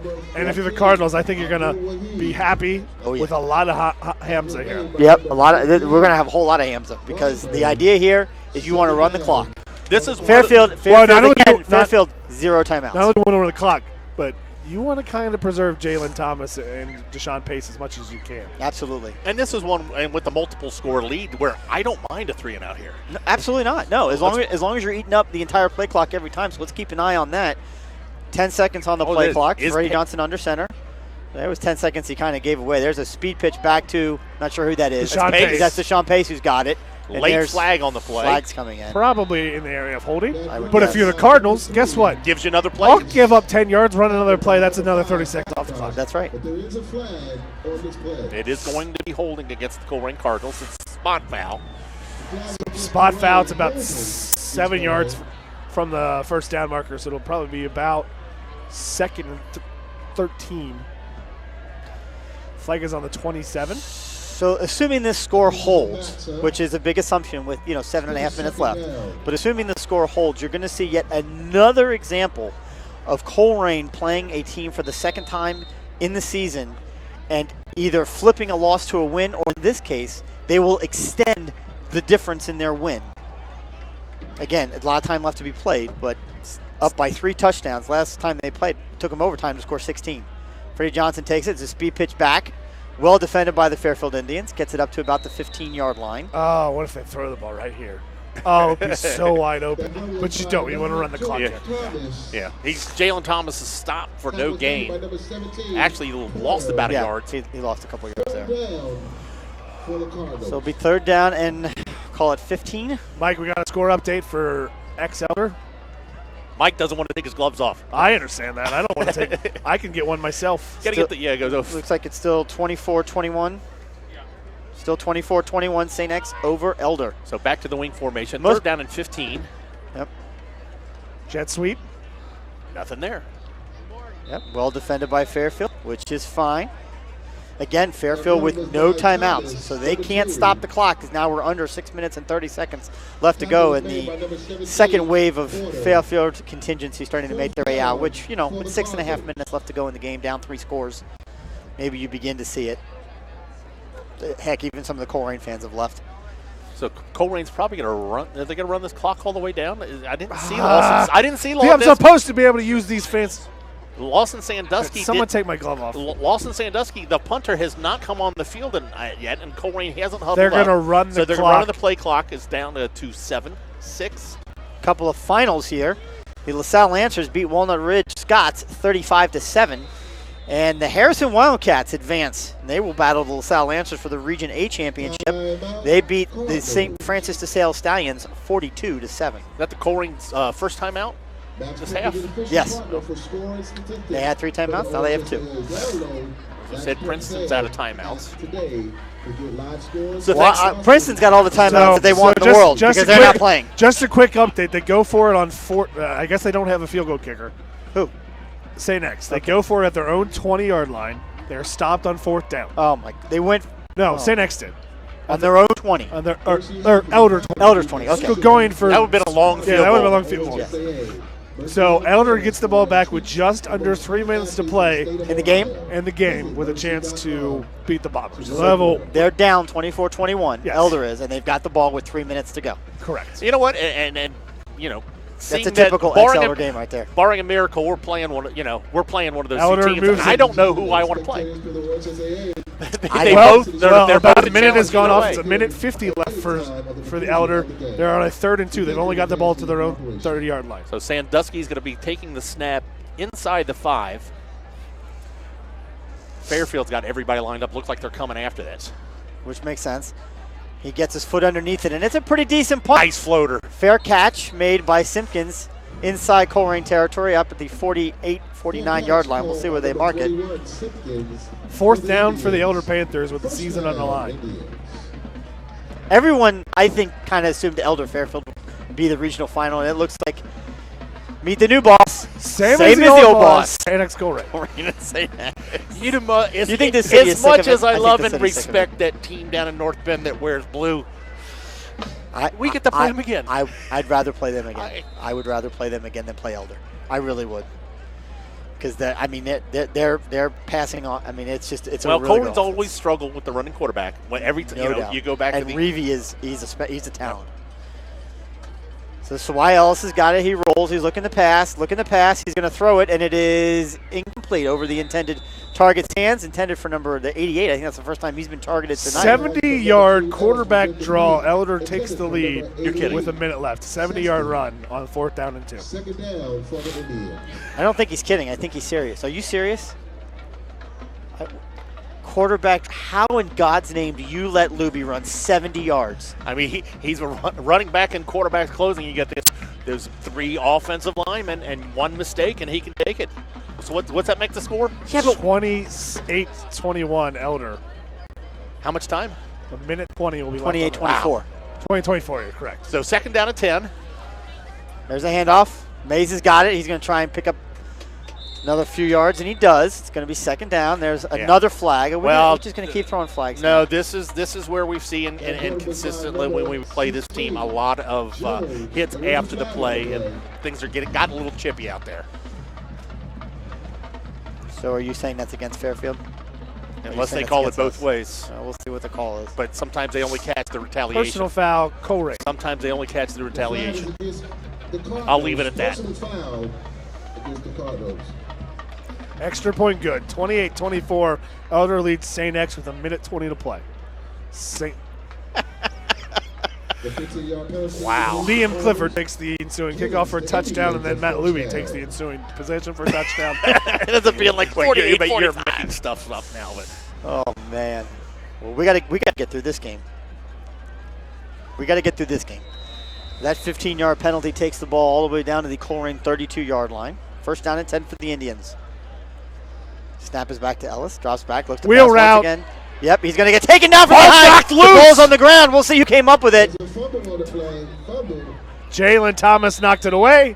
Donovan Owens comes up with it. Is that the 4th or 5th turnover tonight? And I'll tell you what, it was a good thing Jalen Thomas hit Sawai Ellis, because that wheel route to John McLean was wide open for a touchdown if he gets it off. Yeah, they run play action and release him from the That's a backfield. play. That's a play that's going to be in the playbook for whoever the Cardinals play next week, because McLean is all alone if he gets that pass off. But there again, that weak side speed. The play action a lot of times, you kind of fool the safeties and you suck them in, and that's what happened right there. It's wide open. But if you don't get it off, a glove inside this glove. I know. It's the dumbest design. Well, take it ever. out. Oh, you can't. It's attached. It's sewn attached. In. Oh, that's it's a dumb design. That is kind of a dumb design. So Colerain take over. Another turnover for the Cardinals. 1st down at their own 39-yard line. Up 28-7 with 5 minutes and 12 seconds left to go in this game. Let's get a couple of 1st downs and just ice this thing here. No pun intended.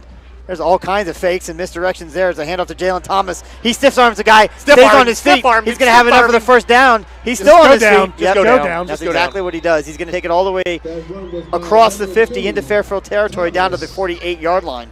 1st down for the Cardinals. He goes outside, and Nikhil Bell has got him, but the stiff arm keeps him away.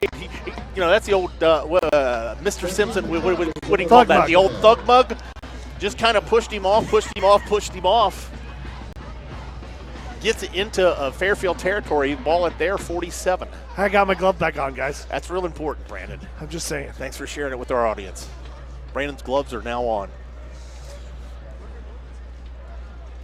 Here we go. Speed pitch out wide. Deshawn Pace has got it. Going to try and get some more room. Wraps that ball up with 2 hands. Well, actually, no, it looks like the ball may have come out, yeah, but they're calling it down. Saying he was down, so he's going to pick up 4 yards on that 1st down run. We're getting down to 4 minutes left. You're up a couple scores, and I'm surprised that Pace and Jalen Thomas are still in the ballgame running the ball. Freddie Johnson's kind of limping around a little bit down there. It's cold. It's cold. But, I mean, hey, look, we're going to win this game, and we're going to go on next week and likely play Elder. Oh, Brandon's going to tell us if something changes. Minute left. Ruby to the sidelines. 1:04 left. Timeout. Elder. Where that? 39-yard line of St. X. Elder has the ball back? No. Elder just called timeout. St. X has it at the Elder 39. Gotcha. Pistol formation. Freddie Johnson takes it. It's a low snap. Hands off to Jalen Thomas, who's going to make a few guys miss. And he still stays on his feet. holding on to that ball, That's first picks up another Cardinal first down to the 39-yard line. How many times is he going to break a tackle? We've seen it time and time again, but it looks like we got a Colerain offensive lineman down on the play. Well, this is about your will to win, right, and your will to run hard. I mean, the Indians are down 28-7 with 3 minutes and 40 seconds left to go in the game. I mean, how hard are they tackling? How hard are they working? The outcome of the game is no longer in question. You can see the Fairfield Indians. And look, let's take a minute and commemorate Fairfield. Is that your captain, Yeah. starter Aaron Schwender now? Yeah, that's Ace Aaron Schwender. We'll give him a minute and see what's going on over there. But shout out to these Fairfield Indians. They're going to finish the year 10-2, which is, I don't remember the last time they won 10 games in a season. They have clearly turned a corner. They won a playoff game this year for the first time in 20 years, which is a huge deal for them.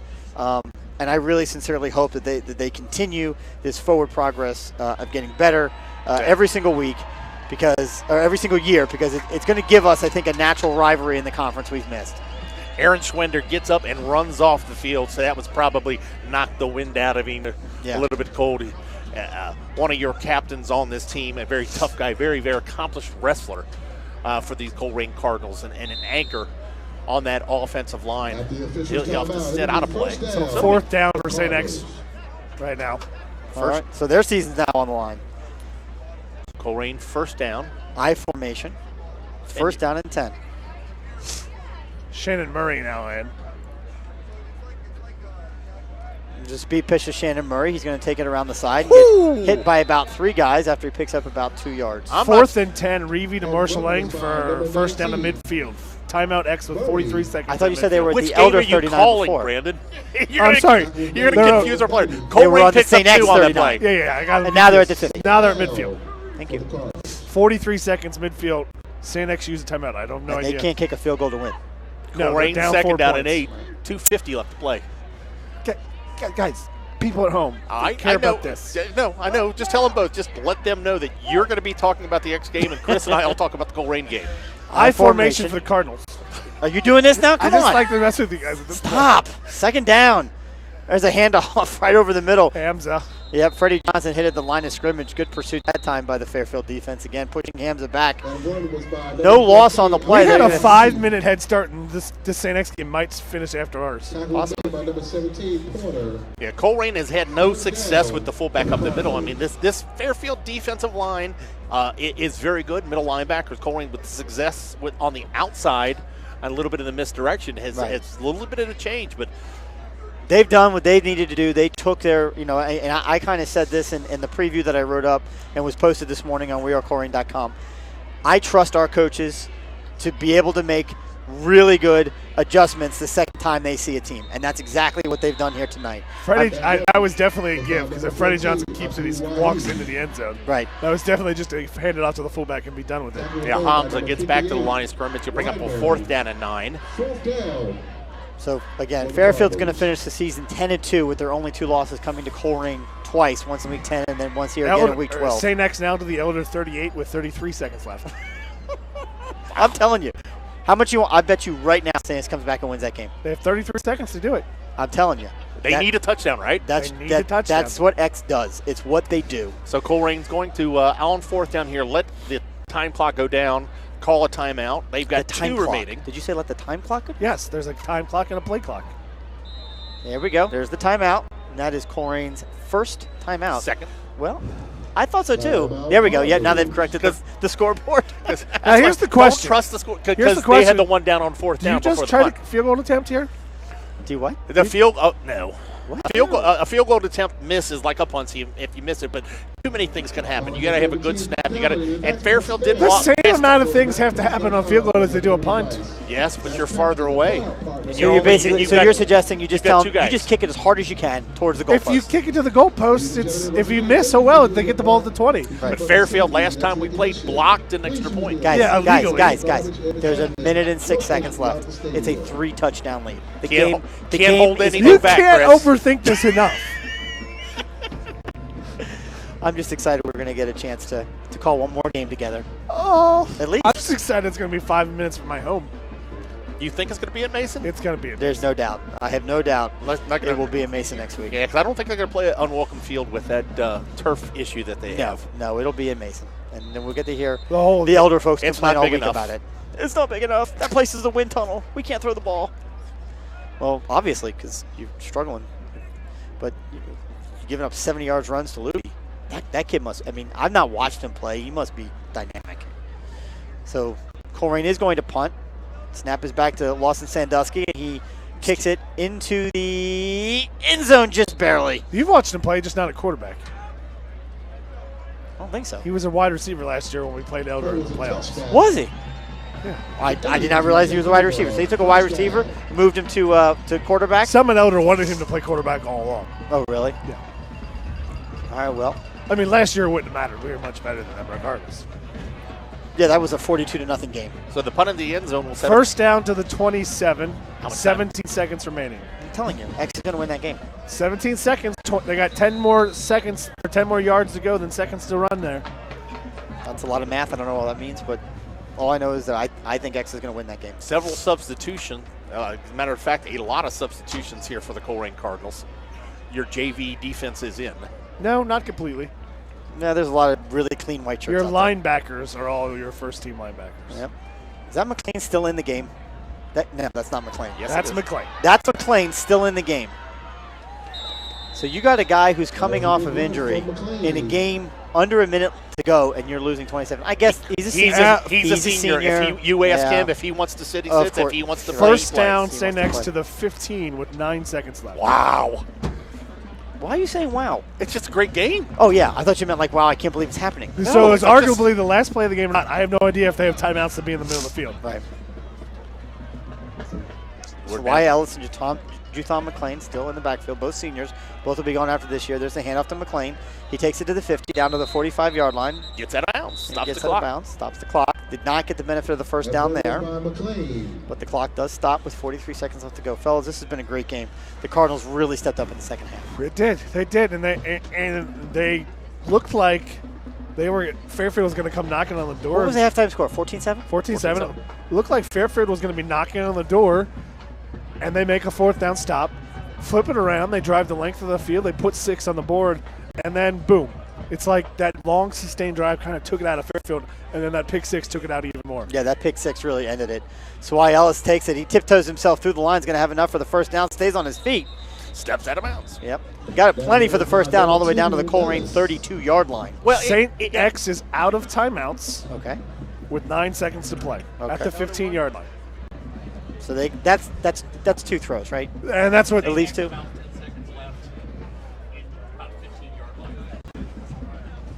I'm telling you, watch him win. Watch him win. It's just now here's the thing. it's Do you X. do you It's throw what it? they do. There's no timeouts remaining. Do you throw it underneath your speedy Liam Clifford? Or do you throw it big to Marshall Lang in for the touchdown? If it's Well, Elder, you know if what? it's Elder, you've just taken 9 shots to your 7-foot-tall Right. tight end that you produce every year. Right.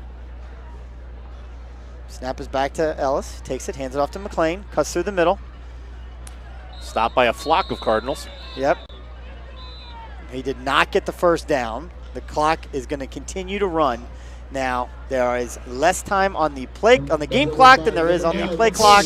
That should be the final play of the game. I don't think Incomplete Fairfield pass. will run another. Well, They they're don't- lining up like they might run another play. Incomplete pass, 5 seconds left. Last play, timeout Elder. Timeout Elder. To set your defense for the last play. Gotcha. One more play, final play of the season here. Handoff is to number 16. He's going to get hit and taken down in the backfield for a loss, and that will do it. Triple zeros on the scoreboard. Your Colerain Cardinals have defeated the Fairfield Indians for the second time in 3 weeks, and will move on to next week's regional final against the impending winner of the St. X Elder game. Let's stay on the air. Yeah, and we keep can stay on talking the air. until we find We out. got a get that out. timeout with a minute left. Yep. Last play, St. X has to go 15 yards on a touchdown. It's all going to come down to one play, 5 seconds left. Yep. X is out of timeouts. The last tweet I got was at 57 seconds ago. Okay, so we'll stay on the air. Again, the Colerain Cardinals victorious tonight, 28-7 over the Fairfield Indians. And how about that? You know, this team came into the season a complete redo from last. I mean, they It's reloaded. it's unbelievable. And everybody said this is the down year for Colerain. This is No the year question. good. There, if you would, I'm an optimistic Colerain fan. I am always, and I secretly told a few people, I go, we're not even going to make the playoffs, and that's coming from me. Well, here's the thing. And this team has not only surprised me, they've surprised everybody And around the state. Elder uses another timeout right before the snap of the play. He's got to ice the quarterback? They're icing the quarterback. Nice apparently. QB.